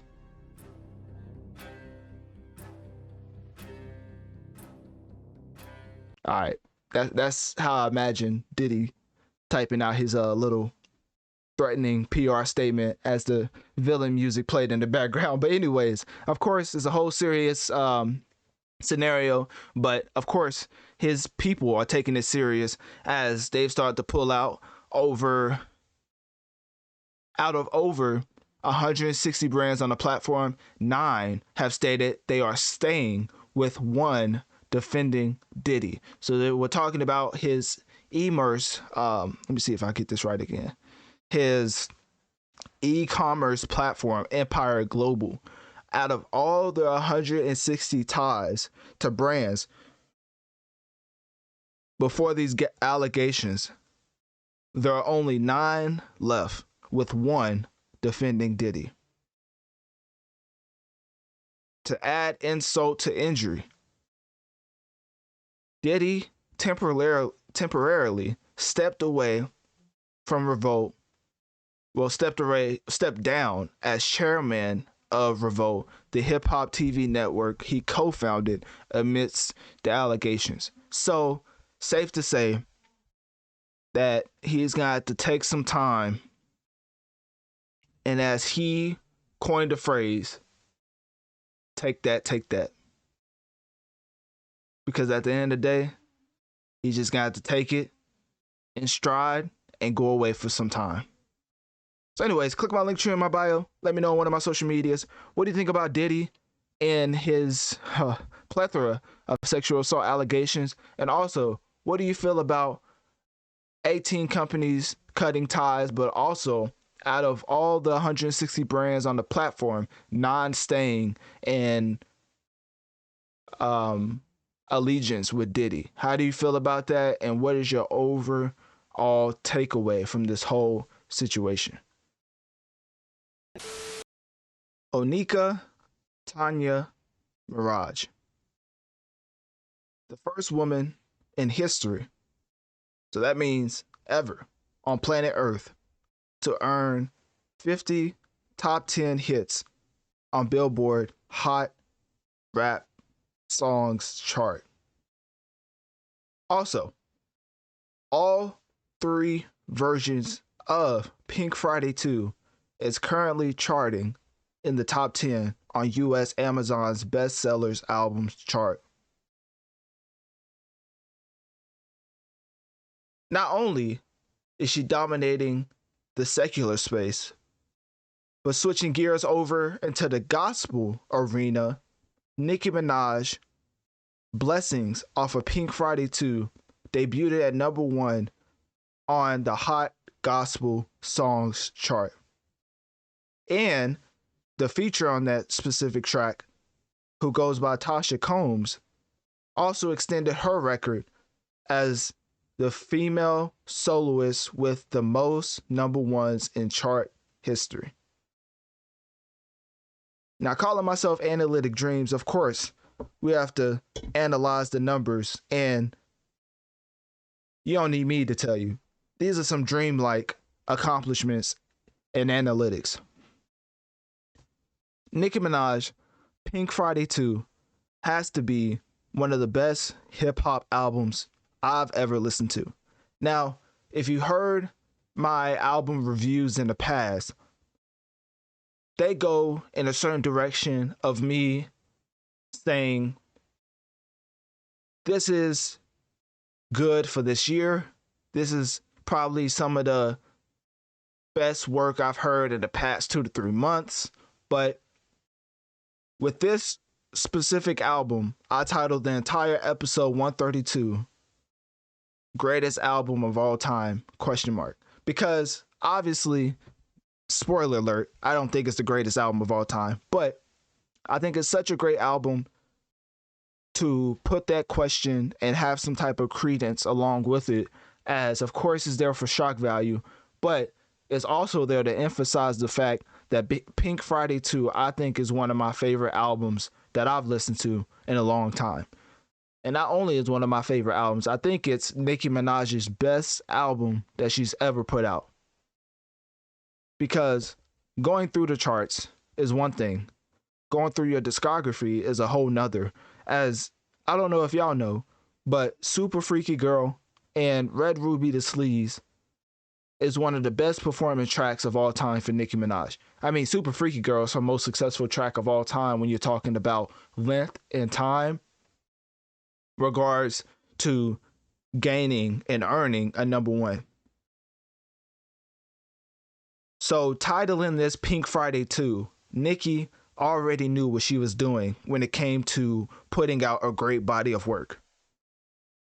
So that being said, obviously this marks her third #1 album, which she should have more, but we're not going to get into that. Let's just say Travis Scott was selling t-shirts, wasn't selling music, but that's besides the point.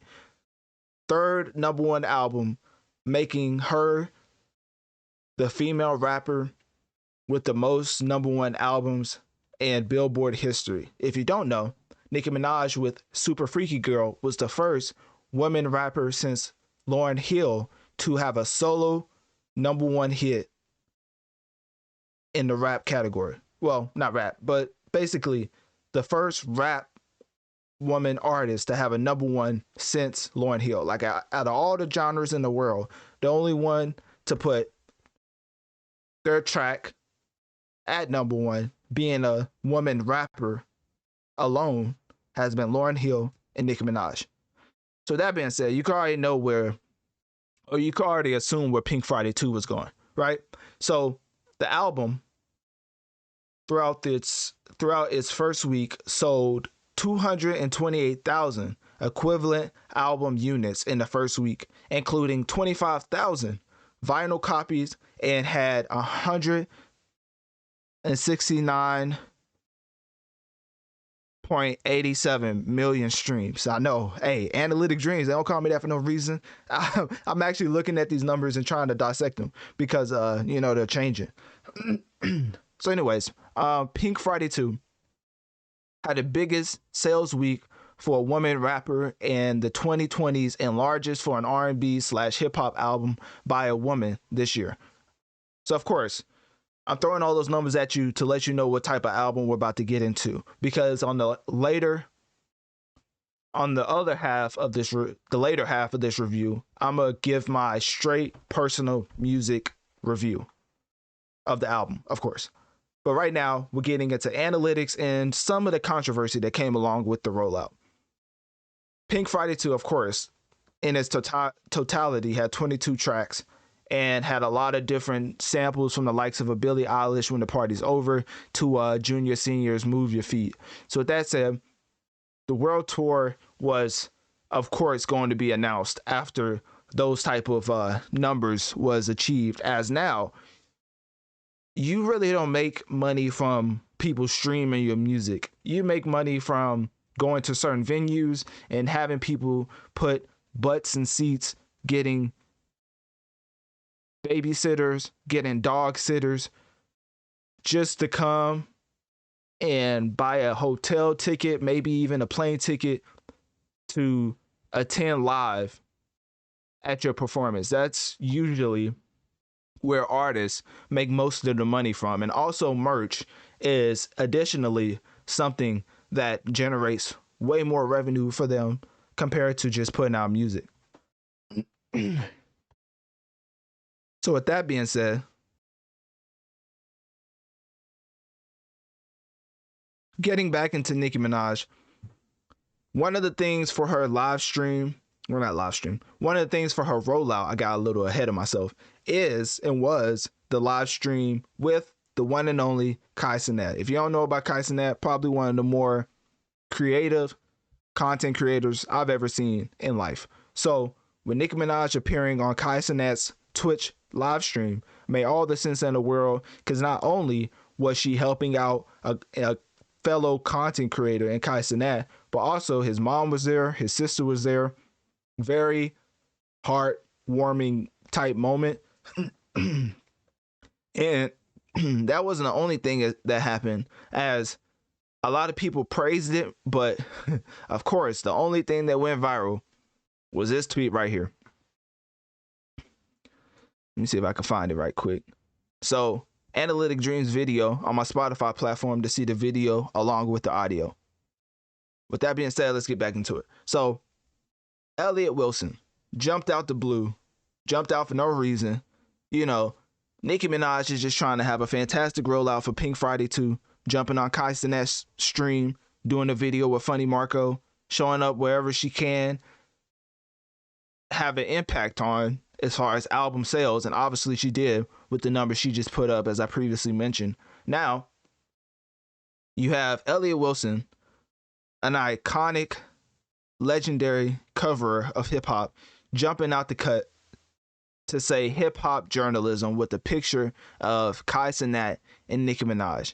And since then, the post has been deleted. I was wondering, why in the world can I not find this tweet? Because I knew it happened, but I looked it up. I couldn't find it nowhere. I had to get off of another account because he, obviously, you see at the bottom, he deleted it. Well, I don't know if you can see. Hold up. Yeah, now you can see at the bottom, he deleted it. So anyways, besides that fact, if you wanted to be funny and petty, Elliott Wilson could have literally doubled down on it by saying that he basically just said this is hip-hop journalism and he should have added more context. But of course, he exposed himself as being a hater, because technically this isn't hate. Hip-hop journalism, you could be giving credit and kudos to Kai Cenat, basically letting him know that the way you're going about promoting this artist is the new hip-hop journalism. Because you're technically learning how that particular artist works in certain type of environments, if that makes sense. So Nicki Minaj came off as authentic as you could be in the whole entire live stream of Kai Cenat. I would definitely suggest you watch Kai Cenat having Nicki on his stream, because that's one of the biggest moments, forget of his career, of hip-hop. Not to be dramatic, but these sit down, let me edit the video after I give you this interview because I want to cut off the parts that don't make me look good. And now, via perfect example, NBA YoungBoy and $1 million worth of game. They went up to Gravedigger Mountain to interview NBA YoungBoy, and mysteriously, that interview has not surfaced on the internet. I wonder why. I'm telling you, these artists do interviews, promise content to certain content creators, have them waste their time and money getting to your location, interviewing you, just for you to be like, oh, my team has to go over the video because we don't want so-and-so to go out, right? So now the video never gets released simply because you wanted control over what was put out to the public. So that is why I'm saying this is not only a moment in time, this is a moment in history for hip hop, because this is, in my recollection, this is my first time seeing a artist of Nicki Minaj's caliber, no disrespect to a Yachty or Offset, for a person of Nicki Minaj's caliber going into a situation where it's taped live, nothing's going to be cut out because obviously it's live, and anything can happen. Now, she already knew that Kai Cenat's mom and sister was going to come out, But as far as his best friend, Your Rage, and I don't know the other two guys that came, I don't know if she knew all about that. I think the only thing that she knew was that Kai Cenat's mom and sister was going to be there, which because she had gifts for them. And even that was a special moment. As you can see right here, even though right here you can see Elliott Wilson saying hip hop journalism, basically after we're going to cover him basically admitting that he was hating, because honestly this type of tweet is not too condemning in itself. It's just like literally saying like, oh, hip hop journalism, like, you know, the new age. It could be taken so many ways. People just took that and basically he made him expose himself on whether he was hating or not, because I feel like it could have went either way. So anyways, here's the moment where Kai Cenat and Nicki are basically well, Nicki's basically seeing Kai Cenat's mom and sister. I don't know. Oh, it's right here. So basically she tells Kai Cenat to go get them right here, I think. Bro, I'm about to go get them, and I'm gonna get. Yeah, right here. So she already knew they was coming before she even came. I'm glad that they're here, and I'm glad I'm able to even do this, because this is fire. So I'm about to go get them, and I'm gonna get Rage. So I'm gonna get them first. So in the meantime, if you want, you can talk to the chat. I'm gonna talk to the chat. Yeah, you can talk to the chat. And you see how she's like authentically in a situation to where it's live, can't cut out anything, and you see Nicki, and she really looks like she does like in the music video. So at this point, it's like it's coming across in such a great way that I don't even know if she thought it was gonna turn out this good. Like the lighting and everything. Let me just say, Kai Cenat definitely got dubbed for that one. But let's get to the sentimental moment, of course, when he brought his sister and mom. Hi, Ma. Kai, you coming? In this moment right here, I think is why everybody went so hard on Elliott, because he was basically hating on this. This is my twin sister, Kaya. No, no. She was crying and everything. Look, Kai, you know, it's very sentimental moment. All right, we ain't gonna play it for too long, but y'all get the gist of it, right? And so for Elliott to come out, because that moment where they was dancing came out like later into the stream, as you see right here. Hold on, that may have been kind of loud. My fault for y'all eardrums out there. So look, in this environment, you know, you never know what's gonna happen. But Nicki embraced it, and even though I don't think she knew how to do the dance, I mean, she tried her best. Look, she tried her best. She tried her best. So, anyways, that wasn't a moment where he was hating on, but there was another moment where I thought was hilarious. So apparently, Nicki took it upon herself to put this picture up. And y'all just let me know what's going on right here, right? For my people who are on the Analytic Dreamz video, make sure to go to Analytic Dreamz video on Spotify to see the video along with the audio. But y'all let me know what's happening right now and what this scenario is saying to you. Y'all let me know what you think is happening, because Nicki obviously knew what was happening. She posted on her IG as a funny moment, and as you can tell, the lighting's on point, and yeah, y'all let me know what y'all think is happening right here. So anyways, so that was a funny moment, right? Elliott comes out hating, and of course, let me tell you, the Barbs and Nicki did not spare him in the slightest. Nicki came out, basically had a Drake to Joe Budden moment, as she said, Elliott, if you spit Jay-Z expletive out for 1 second, you'd be able to be happy for the newcomers. Isn't that how y'all tried to tarnish my image by saying I'm not welcoming new expletives in? There's songs with all of them though. Why are you not happy for a young black man like Kai? Tomorrow expletive. Now, of course, that's not where it stopped, right? Because the Barbs jumped in, as I knew they would, basically saying, well, doing Barb activity as they went in, I kid you not, they went into Elliott Wilson's Wikipedia page. I mean, obviously you could change anybody's Wikipedia page, but for the Barbs to go in and do what they did to it, y'all gotta look at this, right? They went into his Wikipedia page and look at this. Elliott Wilson, known for conducting Crown interviews for Tidal, found himself in a web of controversy due to his association with Onika Tanya Mirage, better known as Nicki Minaj. As a curator of interviews for Tidal, Wilson's employment under the hip-hop queen drew attention when he constantly engaged in subtweets and liked disparaging tweets aimed at Minaj. Boy, were they quick with the edit fingers on Wikipedia. The barbs are something else. And it continues on saying, the fateful turn of events occurred on the night of December 14th, following a successful Jingle Ball concert headlined by Minaj. In an unexpected twist, Nicki Minaj decided to address Wilson's actions during her Instagram live session, publicly confronting his attitude. The confrontation evidently shattered Wilson's ego, ultimately leading to his tragic demise.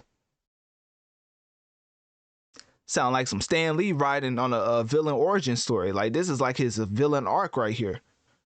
Barbs is something else. I'm not gonna lie to you. That's actually insane. So all that controversy with Nicki Minaj responding, with the barbs responding, as you can see, changing his Wikipedia page, criticizing him about, you know, hating on a black man, one, but also just how sentimental that moment was between Kai's mom and sister with Nicki, like that whole scenario of him just calling it basically, you know, hating. But he came out again, of course, you know, had to backtrack as he didn't want the barbs on him. He couldn't take it no more. As this man said, I apologize to Kai Cenat, plus his fam. I was out of line and let my competitive nature get the best of me. Kai carved his own lane in the game, built a great platform, and deserves respect. Salute to the streamers and young creatives getting to the paper and pushing our culture forward. And of course, B. Dot said too many apologies in 2023. I love how Elliott basically exposed himself for hating, because I'm going to keep reiterating the fact that I think his tweet was not hate. It could be taken as hate, but also it could be literally him admitting that Kai is the next new wave of hip-hop journalism. So him taking this route exposes himself as being a hater. So basically he meant it in the latter to be derogatory. So I'm glad he got outed like that, because you should never, even though Elliott is an icon in itself, has interviewed almost every legendary hip-hop artist, maybe every, like, honestly, I don't think people really realize Elliott's weight in this hip-hop game as far as or just his accolades. I don't think people recognize his accolades in this hip-hop industry. So Elliott Wilson is one of the best, if not the best, like, hip-hop cover ever. So that being said, he was definitely hating there. So anyways, Nicki Minaj took to DJ Envy. So I'm kind of doing a rendition of how I covered the Drake album, kind of getting into the rollout, sales, and controversy. And then I'm going to get to my personal review, right? So Nicki Minaj went at DJ Envy because I don't know why I actually don't know why she went at DJ Envy. Honestly, that really eludes me. Like, I don't really, let me see why. What she was responding to this. Why can't we just be fans? Oh, you know, it's not even fair treatment. Yeah, I don't know why. I think she's saying like DJ Envy's blackballing her or something like that, and God will show y'all why you're not good. But I had this tweet up simply because Nicki was going at DJ Envy, but I honestly don't know why she's going at DJ Envy. I listened to like the latest review of Pink Friday 2 from The Breakfast Club, and DJ Envy was giving it up. I think he was even dancing to everybody or something like that. Like, I don't know if he was copping the plea, because they basically brought up how Nicki, you know, was not in, you know, she ain't really feeling him like that. And so he basically brushed it off and said like he's the biggest Nicki fan. So at that point, like, what do? You know what I mean? Like, hey, the man said he's the biggest Nicki fan, start dancing to your music. I guess Nicki is just yelling at this. I don't even know what she's yelling at this point. So Nicki and DJ Envy, on the DJ Envy side, I guess it's squash, but on the Nicki side, it's far from squash. So she still has a bone to pick with DJ Envy. I mean, okay, honestly, DJ Envy gave a rendition of the track of the beef, right? I guess there was some underground DJ Nicki disrespected, so Envy wasn't going to play her music because of that. That's basically what he said. I don't have two sides to the story, so it's hard to like cover the whole thing because this came out, and I don't know if that's based off of what DJ Envy said, but now I have to put 2 and 2 together because it's like it's hard to cover beef when somebody accuses somebody of something, that accuser responds, but then we never get like the response to the response. You know, once we get the response to the response, that's when it's like, oh, it's real beef. So now I really don't know what the beef is. DJ Envy said his stuff. Nicki Minaj obviously is just attacking him. So hey, at the end of the day, Nicki Minaj's reputation in the media definitely is an interesting one. Let's just leave it at that. And her being on top does not correlate with that reputation she has with the media. So with that being said, hey, let's just get into the review, because I don't know if the barbs understand what I just said, but hey, to be on top and to not be well perceived when it comes to through the media's eyes because of your attitude towards them, and to still be on top is strictly crediting the barbs, in my opinion. I think Nicki probably has top 3 best fan bases ever in entertainment. And I mean like entertainment. Like I think if Nicki went to act, I think if she went into a video game, I think if she went to go play sports, even if she wasn't good at it, if they made up a sport and had her the best at it, I think her fan base could get her and wherever she attached herself to the top. That's why I think Nicki Minaj is Barb's ended up being on the Barbie soundtrack, which ended up being one of the biggest movies ever. So Nicki Minaj was a big part of the soundtrack with her, Aqua, and Ice Spice, and that track is still on the charts to this day. Like honestly, with Super Freaky Girl, Red Ruby the Sleaze, Ice Princess remix with Ice Spice, the Barbie track with Ice Spice and Aqua, I think she could have put out an album next year, which is why I think that this album came out later, because you kind of want to give some room to breathe if you have one of your best performing tracks of all time, which is why I think this album came out when it did, because I think it got postponed. Correct me if I'm wrong, but I'm pretty sure it got postponed. So that being said, of course, the body of work was delivered to us in the year of 2023. So now, let me get into my personal review after I reiterate that she is going on a world tour starting in Oakland, March 2024, covering North America until mid-May before transferring to Europe. So with that being said, the music is now in our possession, and that means it's time for another Analytic Dreamz review, of course. And obviously it's not going to be a long one, as I've already talked about a lot of tracks on this album, but I'm going to give you my honest review of this album. And I kind of don't want to spoil it because I have a top 5 albums and top 10 tracks and all that good stuff. Let's just say Pink Friday 2 is on there. Let's just say that. All right. And then I'm not going to say the place. And with that, let's get into my review. So obviously, right, the album just came out. There's a Gag City Deluxe. So I'm strictly going to talk about Pink Friday 2, which came out under Republic Records, a division of Universal Music Group Recordings, which Universal Music Group Recordings is one of the biggest labels, probably the biggest, like is the big dog when it comes to labels in the music industry. And not probably, it is. I don't even know why I misspoke. Universal Music Group, any artist on that label is not to be messed with. Let's just leave it at that. So anyways, this album comes in at an hour and 10 minutes, 22 tracks, and was given to us December 8th, 2023. Now, let's get into the album. Track 1, Are You Gone Already, really gave me the vibe that Nicki was going to give us more of an R&B album.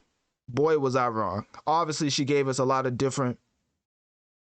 She really diversified the palette of Pink Friday 2. When I heard the first track, I felt like we was going in a more soft R&B direction, but obviously that track, you know, I like the track, but I was just already summarizing in my head what I was going about to experience. So going from Are You Gone Already, which is a heartfelt, slowed down track, very fire, tremendous, start to her album, right? Track number 2, Barbie Dangerous shows me or told me that she's gonna have a very diverse palette on this album. You go from Are You Gone Already to Barbie Dangerous is a very distinct change in the tempo. Let's just leave it at that. And Barbie Dangerous, straight fire. If I get into the bars, like Nicki's one of those where you really have to get into the bars. So let me not be disrespectful and bring up one of the best rappers of all time. Versus as let me just pick a random one. Chanel bags, they still swinging. Old hits, they still swinging. They love the flow, they still streaming. Like that one was kind of crazy. Like I think she was really talking about how long she's been around and things of that nature. And then she also goes into, but it's kill season. You apologize, but it's still treason. I have an inclination on who is targeted with that bar, but we're not gonna reach right now. Got them streaming, got them steaming like dry cleaning. I'm glad she gave a better dry cleaning bar than Drake, because I'm not gonna lie, that man said he had his promiscuous women hanging and leave them out to dry like they dry clean or something like that. It wasn't a good bar compared to this one. Got them steaming like dry cleaning. Moving on, my timing and ain't no demon. Queen of this rap, expletive bohemian, and stuff like that. You know, like Nicki's like one of the best when it comes to rapping, and she's in my top 10 if you had to know. Top 10 rappers of all time, like Nicki's in there. So, and she's the only woman in there. But I mean, I don't even know why I said that, but just to let y'all know, like Nicki, it's not to be compared to only women. Like she's better than basically everybody in the game right now. So anyways, of course, had to keep that tempo up from Barbie Dangerous, and that's where we get FTCU. Now I'm just gonna let you figure out what that stands for, as if you really think that Nicki Minaj can't put out a club banger in 2023 because her flow is ancient, FTCU is one of those where literally those words are applicable to their response. She gave out a great club anthem with this track, and one that I'm not even gonna lie, I don't even know if I thought she had it in her, because technically the way that Nicki raps over certain beats, I didn't think she would go for this type beat, especially this early into the album, which made me realize that this is going to be a different offering from Nicki. It's straight modern with a mix of Pink Friday, which I think it was going to be more old-timey type beats, like boom bap with her rapping type beats. But this was more like club anthems. You could see this going off in every single establishment. Let's just leave it at that. Also, that goes into track number 4, Beat Beat, which is keeping the tempo of and the RPM of this certain type of feeling and vibe that she's going with. She's going with a very hard-hitting, rapping club banger type of vibe. Barbie Dangerous into FTCU into Beat Beat. All those are high tempo are in RPM and BPM, trying to, you know, get you into a certain rhythmic pattern as far as these 3 tracks.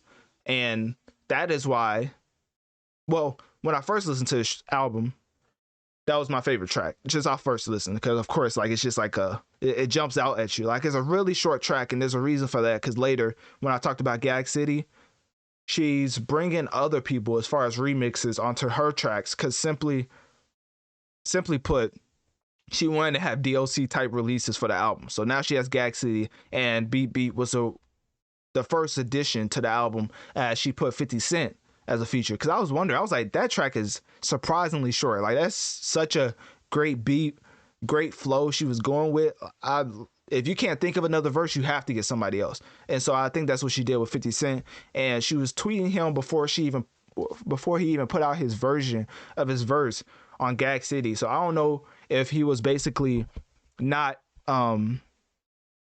finishing his verse. Like, I don't know if he didn't finish his verse because Nicki was still tweeting him like, hey, please finish your verse. Like, she ain't tweet him like multiple times, but she did it once to make me realize like, hey, it's kind of close to Gag City. Like, what you mean finish your verse? Like, we was like 3 days out for the first edition of Gag City, and I was like,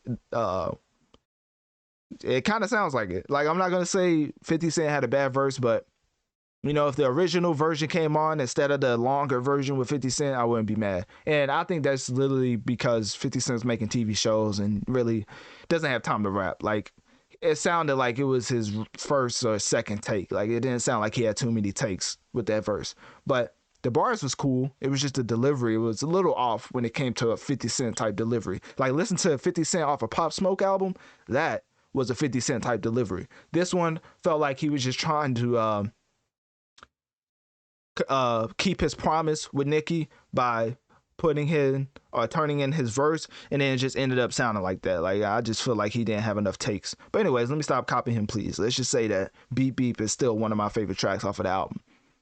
Track number 5, BPM, RPM, everything slows down. More of a R&B type track, In Touch With Your Feelings type track, reflection type track. It's overall solid and probably one of the more standout R&B tracks on this album. Getting into track number 6, Let Me Calm Down featuring J. Cole. It's interesting as you never know what Jermaine is going to do as far as quality wise. And for this year, 2023, if it's not an overseas artist and if it's not one of his own artists on his label, you can pretty much summarize that it's going to be a fire track or a fire feature. Because every time he hopped on Drake's album, he hopped on Nicki's album, somebody else. He hopped on somebody else's album. Oh no, it was Burna Boy. Yeah, that's the one I was talking about when overseas. That track, that verse was terrible. So if it's one of his competitors in the space and not an overseas artist or somebody on his label, you can probably already tell that it's going to be a fire verse. And for J. Cole, I feel like he still has to work on it. I don't think he really gets the flack he deserves for giving that verse to J-Hope and to Burna Boy and to, what was his name? Who is that guy off his label? I forget his name. But anyways, yeah, I totally forgot his name. But J. Cole, they're talking about him being on a crazy fire feature run, and he's really not. It's really just this track, the Drake track, and there's a reason why it's so publicized. It's because it's Nicki and Drake. Like, come on now. Like, once you do it on your own album, which I have no doubt that he would, but I think that he should stick to trying to find his flow before he just hops on a random track. Because obviously you just hop on a random track and stuff like the J-Hope feature and the Burna Boy feature happens, which is just not good.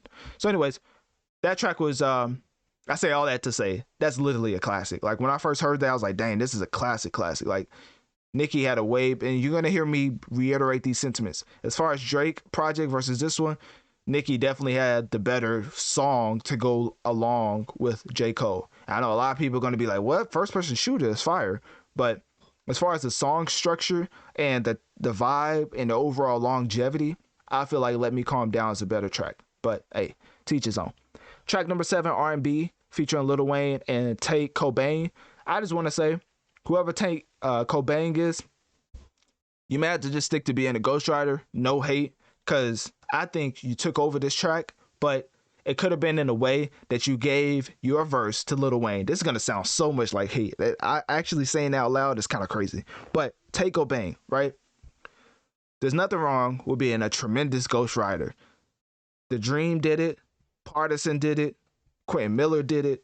You can be a great ghostwriter, turn in your reference tracks and let the bigger artists rap and sing over whatever you make, because I feel like there's a bigger bag in ghostwriting than actually making music. And if you're not the type of person that doesn't need the spotlight, it's perfect, right? You got all the money in the world and don't have to have your face light out there. It's literally like the Dream. So for your chorus to end up on this album, I think it's because it deserved it. But if you would have gave that same chorus to Lil Wayne, I think this track would have been better, because going from you to Nicki to Lil Wayne, for you only to be there for the chorus, it's kind of interesting because I'm like, does he add some type of numbers appeal, or is it just like, let me see.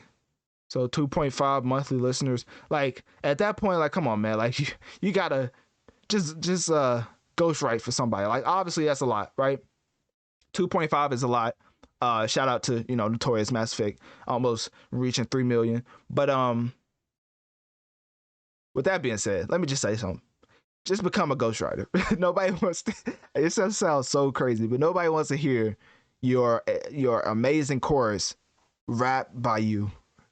If Lil Wayne's on the same exact track and Nicki Minaj is on the track, let Nicki and Lil Wayne have that moment, and you just be a ghostwriter and just get the royalties from that track. And you may have to get in touch with Party Next Door or something so he could teach you the way. Because, hey, there's a reason why we don't get a lot of Party Next Door music, and I'm just going to leave it at that. So anyways, Pink Friday, track number 8, straight fire. I like the vibe she was going for. A lot of sentimental tracks and emotional tracks, really getting her stuff off her chest. And Pink Birthday was one of those that really led to that, really was the vessel for that. Track number 9, Needle. I mean, the boy is on it, so come on now. When you have the GOAT on your track, it's automatically going to be fire. But in all seriousness, Drake coming with this type of tempo was definitely unexpected. I mean, I'm not going to say that seeing Nicki and Drake, they're going to have like a Lemon Pepper freestyle, but I was expecting, you know, some type of lyrical exercise and battle. But of course, they went the pop con, whatever, I forget what that's called. The, I think it's like pop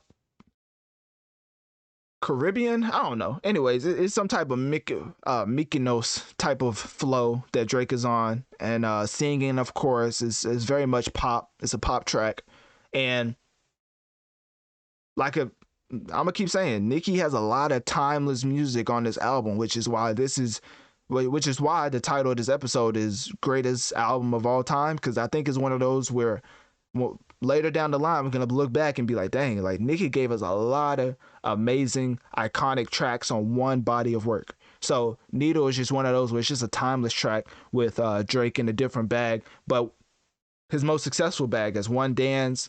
There's another one. There's other ones. The one with Tim's. I'll have to bring up his. I'm a Drake stan. I still can't think of it. It's the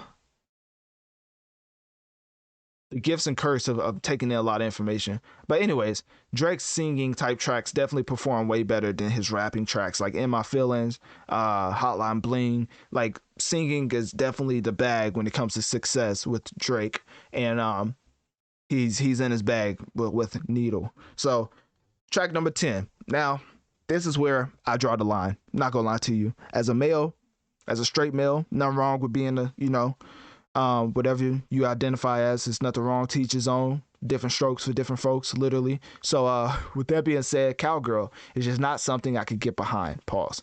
So, well, is that pause? I don't know. Y'all figure it out. So it's Cowgirl.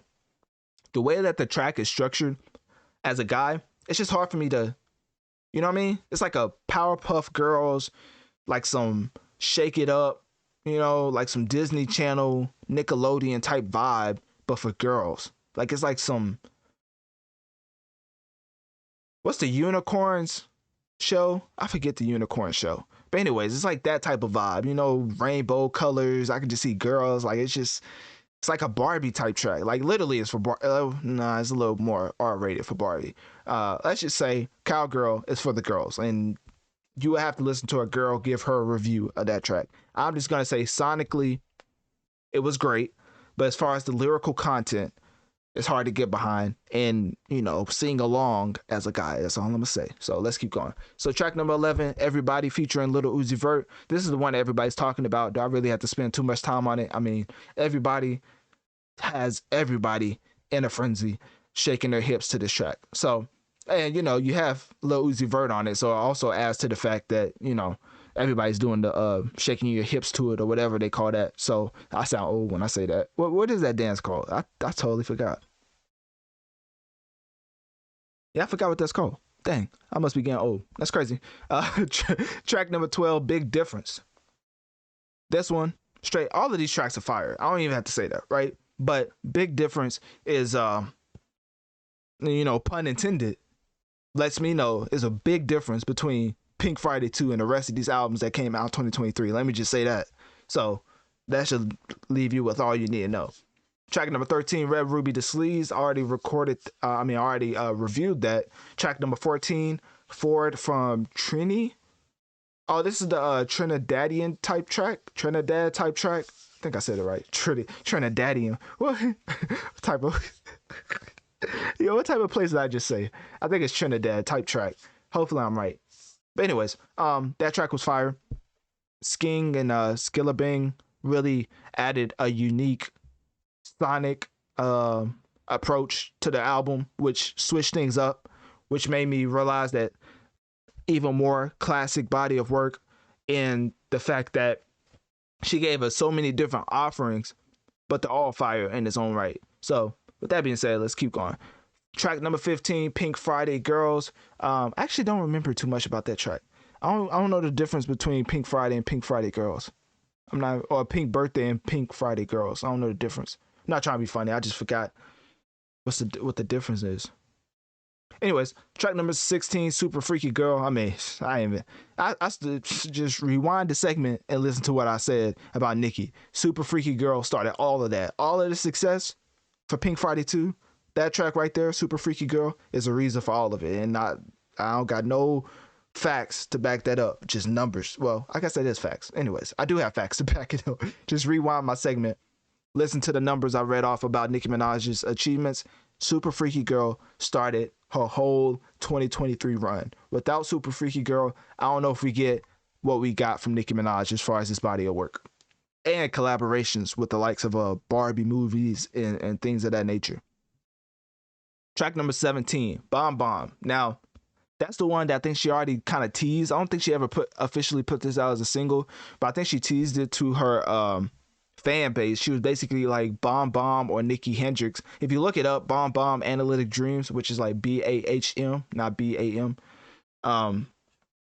If you look up Bomb Bomb Analytic Dreamz, I think I specifically talked about that track as she was talking about Bomb Bomb and Nicki Hendrix as far as being the next single. I don't think she ended up putting out either. It was just to drum up some publicity. And that's another thing. Her major label, which is Republic Records under subdivision under Universal Music Group, I felt like they could have did more as far as billboards and things of that nature, but they really relied on the success of Super Freaky Girl and Nicki to culminate her barbs to support the album, which they ended up doing. But at that point, like, why not just go independent? Like, I know that major labels also do other things when it comes to numbers and things of that nature, but still, it's like, dang, it felt like Nicki was doing everything herself, but I guess it's supposed to look like that. So anyways, let's keep going. Track number 18, My Life. Now, I keep going back and forth. If I had to be honest, track number 22, Just the Memories, and track number 18, My Life, which is the one we're currently on, is battling for my favorite track off of the album. I don't know why. I just feel like My Life is the best of both worlds when it comes to rapping and singing, but Just the Memories, the way it ends off, I think the way you start your album and the way you end your album really gives more credence into if it's a classic body of work or not. And for Just the Memories, I know I'm skipping ahead, but I think I'm gonna go with that one. Just the Memories, I like the way that Nicki kind of unloaded on us and gave us some insight into her life. So anyways, track number 18, My Life, is a close second, I guess. Take what you can get, I guess. Track number 19, Nicki Hendrix featuring Future. Just another reminder that J. Cole fans will always be delusional. Now, I know what you're saying. That came out of left field, ain't it? That did, Hey, J. Cole catching slander whenever I'm on this mic. Pause. So anyways, Future. When people talk about the big three, they always say Drake, Kendrick, J. Cole. But when people recognize the impact, they always bring up Future's name.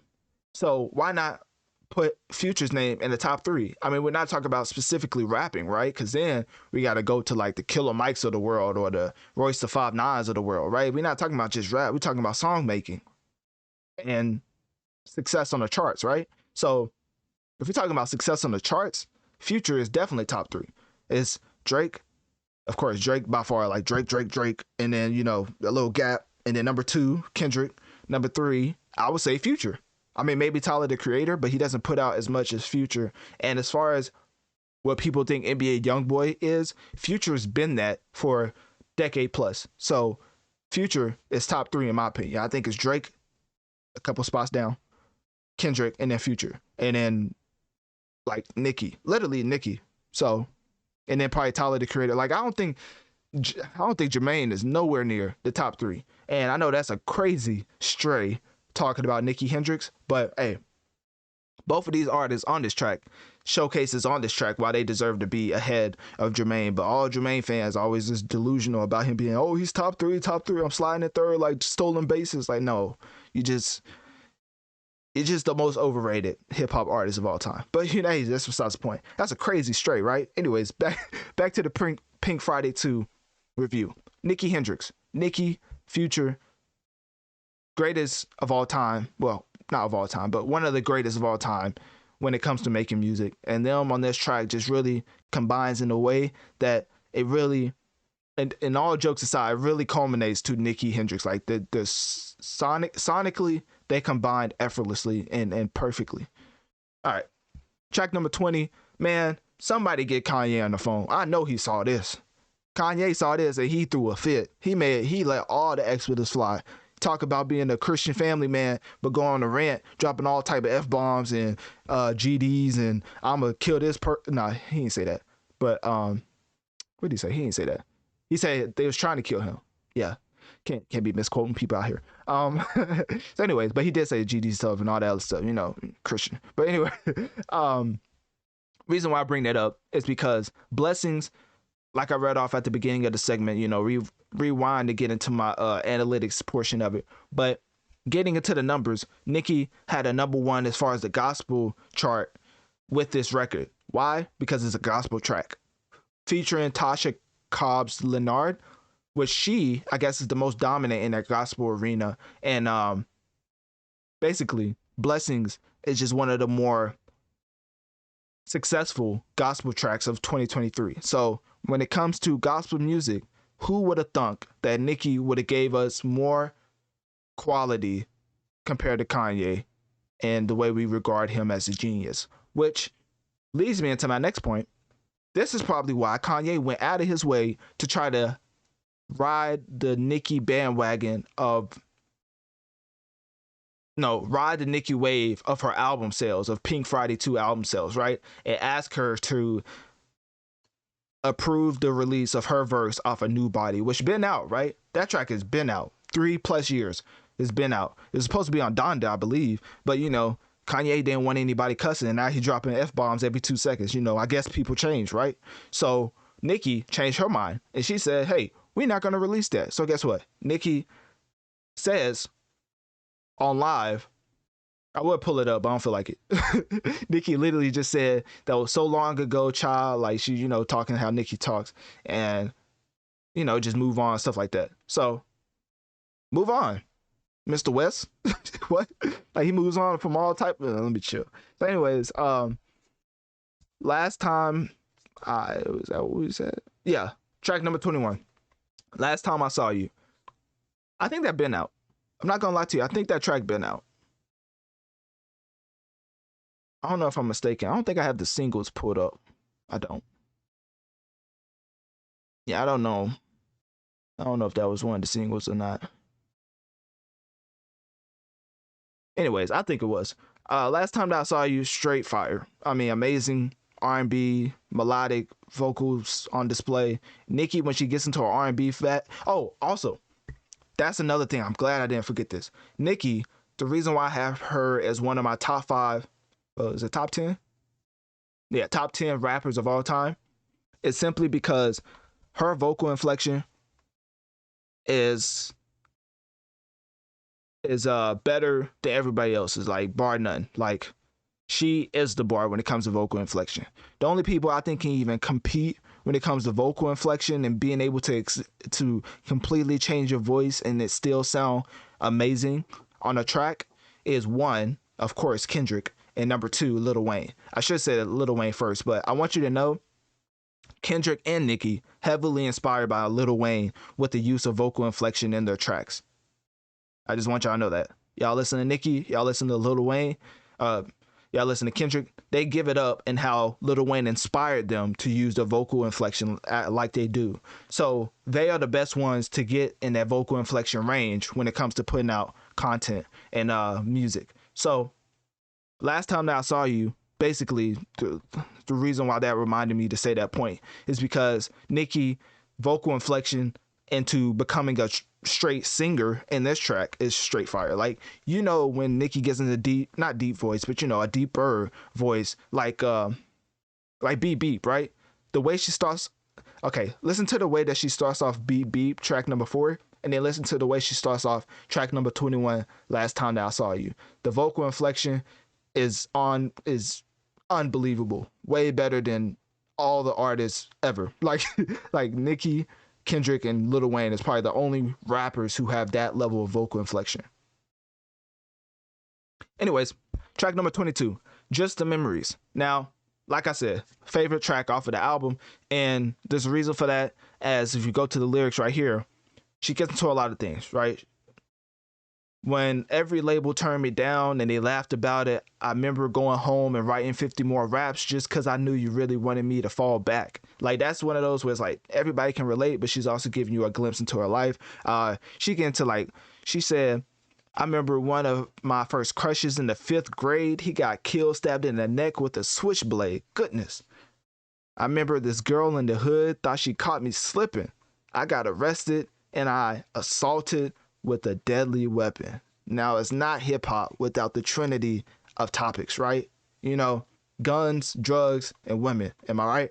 So Nicki had to put that in there. But as always, she put a lot of introspective personal reflections into this track that made it my favorite. Because if you don't know, if you couldn't tell by now, I like when artists put their emotions into the music. So, because I feel like every project should be you revealing something of yourself to your audience because of their support. I don't know if that makes sense. So anyways, Nicki Minaj put out this track, right, at the end of her album for a reason.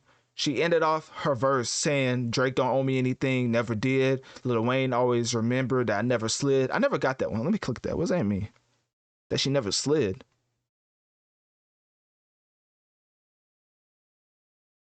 I do remember watching, I think, a Nicki documentary or a Lil Wayne, and basically, of course, because Lil Wayne is one of the most it's probably the most impactful artist of all time. People say it's Tupac, but come on, it's definitely Lil Wayne. So anyways, Lil Wayne founded Nicki early, right? Supporting her, taking her on tour, all of that stuff. And then she got into a situation to where she could sign somewhere, right?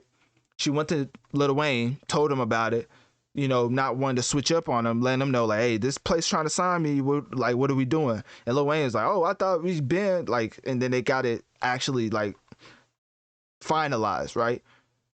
You have to watch the Nicki documentary to get it, like, a more simplistic version, but that's basically all that happened. Like, Nicki was with Wayne, you know, really, you know, repping for Wayne, and so when somebody approached him to sign, obviously, you know, Nicki wants to be with Wayne, but they wasn't finalized yet, so she let Wayne know, and then Wayne was like, oh, okay, well, I thought we was already, but we could get, you know, and then they got the contract and got it finally handled, and then Young Money, you know, look who we are 10 plus years later, right? Little history lesson for you. So anyways, that's probably what she means by pray that Wayne always remembered that I never slid, because she could have easily, because it wasn't signed. It literally was just a co-sign from Lil Wayne. It wasn't like, oh, she signed to him. It was just like Lil Wayne was co-signing her, but without any paper contract involved. So she could have pulled a Megan. Let me chill. Let me chill. You know, let's just say some people have some loyalty to the people that blew them up. Let's just leave it at that, right? And yeah, I think that's great to leave it at. That track was great. Fantastic. Nicki Minaj, greatest artist, one of the greatest artists of all time, one of the greatest rappers of all time, in my top 10. Every time I cover one of these type of artists, I always talk about my top 10 because I just want to give them the respect they deserve and let them know that if they ever hear this, that they are not competing with anybody in today's age. Let me let them know that they competing with the all-time greats. It's almost like the LeBron effect. You are not competing with anybody you are playing against. It's all-time legacy and numbers. You basically competing with Ghost at this point. So to give you my top 10 list, let me see if I can find it. Cause I keep lists, I mean, I'm dedicated. If I'm not dead, then I'm dedicated. You know what I'm saying? My fault. You can throw your tomatoes. Anyways, my list, for the zero people that ask, let me give you my top 10 list, right? So I have Jay-Z, number 1, of course. Gotta have Hove at there. Kendrick Lamar, number 2, of course. Notorious B.I.G., number 3. Tupac, number 4. And 5, I have number Drake. Well, number Drake. I can't talk. Number 5, I have Drake. Now, I've been thinking about it. I may switch Tupac and Drake. I know that's blasphemy, right? But as far as rapping, I just listen to so much Drake. And Tupac has a limited discography. Granted, it's so impactful that it's like, dang, you have to have him up there. But then it's like, is it a gift and a curse on let me chill. That's a different discussion. Because is it that he passed away, which led to his music being so impactful, or if he was still alive to put out more bodies of work, would he still be regarded as one of the greatest rappers ever? Food for thought, man. Food for thought. Because Jay-Z obviously went on to be a heavily inspired by the rapper Notorious B.I.G. So now Jay-Z been living for a little bit, and his raps are similar in quality, right? It's not like he fell off. Who's to say that if you would have kept going, you would have had a fall off type effect? Like some people would say Nas with some of his albums in the last year or two, they not hitting like that, right? So I don't know. But yeah, so I may switch Tupac and Drake. At this point, like I just like Drake, I'm tired of the Drake slander. Like he may have a couple, people writing the chorus for him for his R&B tracks, but as far as hard hitting lyrics, like at this point, I'm convinced that he's rapping like the best of all time. Obviously, I have him as number 5, so he wouldn't be jumping too high, but I'm thinking about switching Tupac and Drake. Anyways, number 6, of course, Lil Wayne. You know what I mean? Can't have a list without Lil Wayne in it. Number 7, Nas. Number 8, Eminem. Gotta have the great white hope of hip hop in my top 10. I mean, it's just like as a white man to make it to this prestige level in hip hop, might as well have been in the field like Call of Duty himself with that type of stripe, with them type of stripes. So, anyways, number 9, the one and only Onika Tanya Mirage. So number 10, of course, to round it off, is Andre 3000, as he is currently putting out flute-only instrumentals. So yeah, if you, fun fact, that man has a whole album full of flutes. If you want to listen to it, I don't know if. Anyways, let me. So anyways, yeah, that's my Analytic Dreamz review of Pink Friday 2. Hopefully you enjoyed it. For my barbs out there, just know that I am an honorary member, because sometimes I get kicked out for my takes about being honest about Nicki Minaj trying to, let's just say, I consider myself the media at this point with the Notorious Mass Effect, and some of the behavior habits of Nicki Minaj towards certain media outlets is very alarming for me. From an outside perspective, never met her a day in my life, but from an outsider perspective, heard a lot of things about Nicki's behavior towards media. Now, I'm just going off of what I hear, but also I'm going off of what I see. I saw Nicki Minaj with Funny Marco. I saw Nicki Minaj with Kai Cenat, and she seemed normal. Now, did she have the moments where you're like, oh, I can see what they're talking about? Yes, I mean, certain moments where, she was a little aggressive, but technically they say New York women talks like that. So, hey, I mean, at the end of the day, maybe that's just Nicki, maybe we just sensitive. So anyways, click my link tree in my bio. Let me know on one of my social medias. What do you think about my Nicki Minaj Pink Friday 2 album review? And hopefully you've noticed, but I do not do album reviews. So this was special because this is a special album. I don't do album reviews no more. And I only did this one because it's Onika Tanya Mirage, and she released one of the best albums of all time. So click my link tree in my bio. Let me know on one of my social medias. What do you think about Pink Friday 2? And what is your biggest takeaway from Nicki Minaj's rollout? And also, last question, what is your favorite track off of the album? So that's about it for episode 132. Thank you for tuning into the Notorious Mass Effect podcast. And before I wrap up, of course, give a shout out to y'all one more time as we just surpassed 12,000 subscribers on my YouTube. I like to point out certain achievements and milestones and accomplishments that only the masses helped me achieve. So forever grateful, forever working hard to give y'all even more improved content. Like I said at the beginning, I'm building a custom PC. So now I'll have even more power to make the show even better. You know, some people say, hey, y'all support me is helping make the show better. And then they go spend that on a, $30,000 chain. You know what I'm saying? I'm using some of this money to, invest back into the product and give y'all a better show. So hopefully with this PC, we have more capabilities to do more as far as the effects and just the overall production side of things. We have more processing power. So I don't, run my laptop into the ground. So anyways, y'all probably don't want to hear all that boring stuff. Basically, some things to look out for is I'm definitely going to give my rendition of my top games and hip hop albums, rappers, tracks of 2023. And that's going to be a nice wrap up of 2023, I guess, to be redundant. So yeah, so that's about it for episode 132.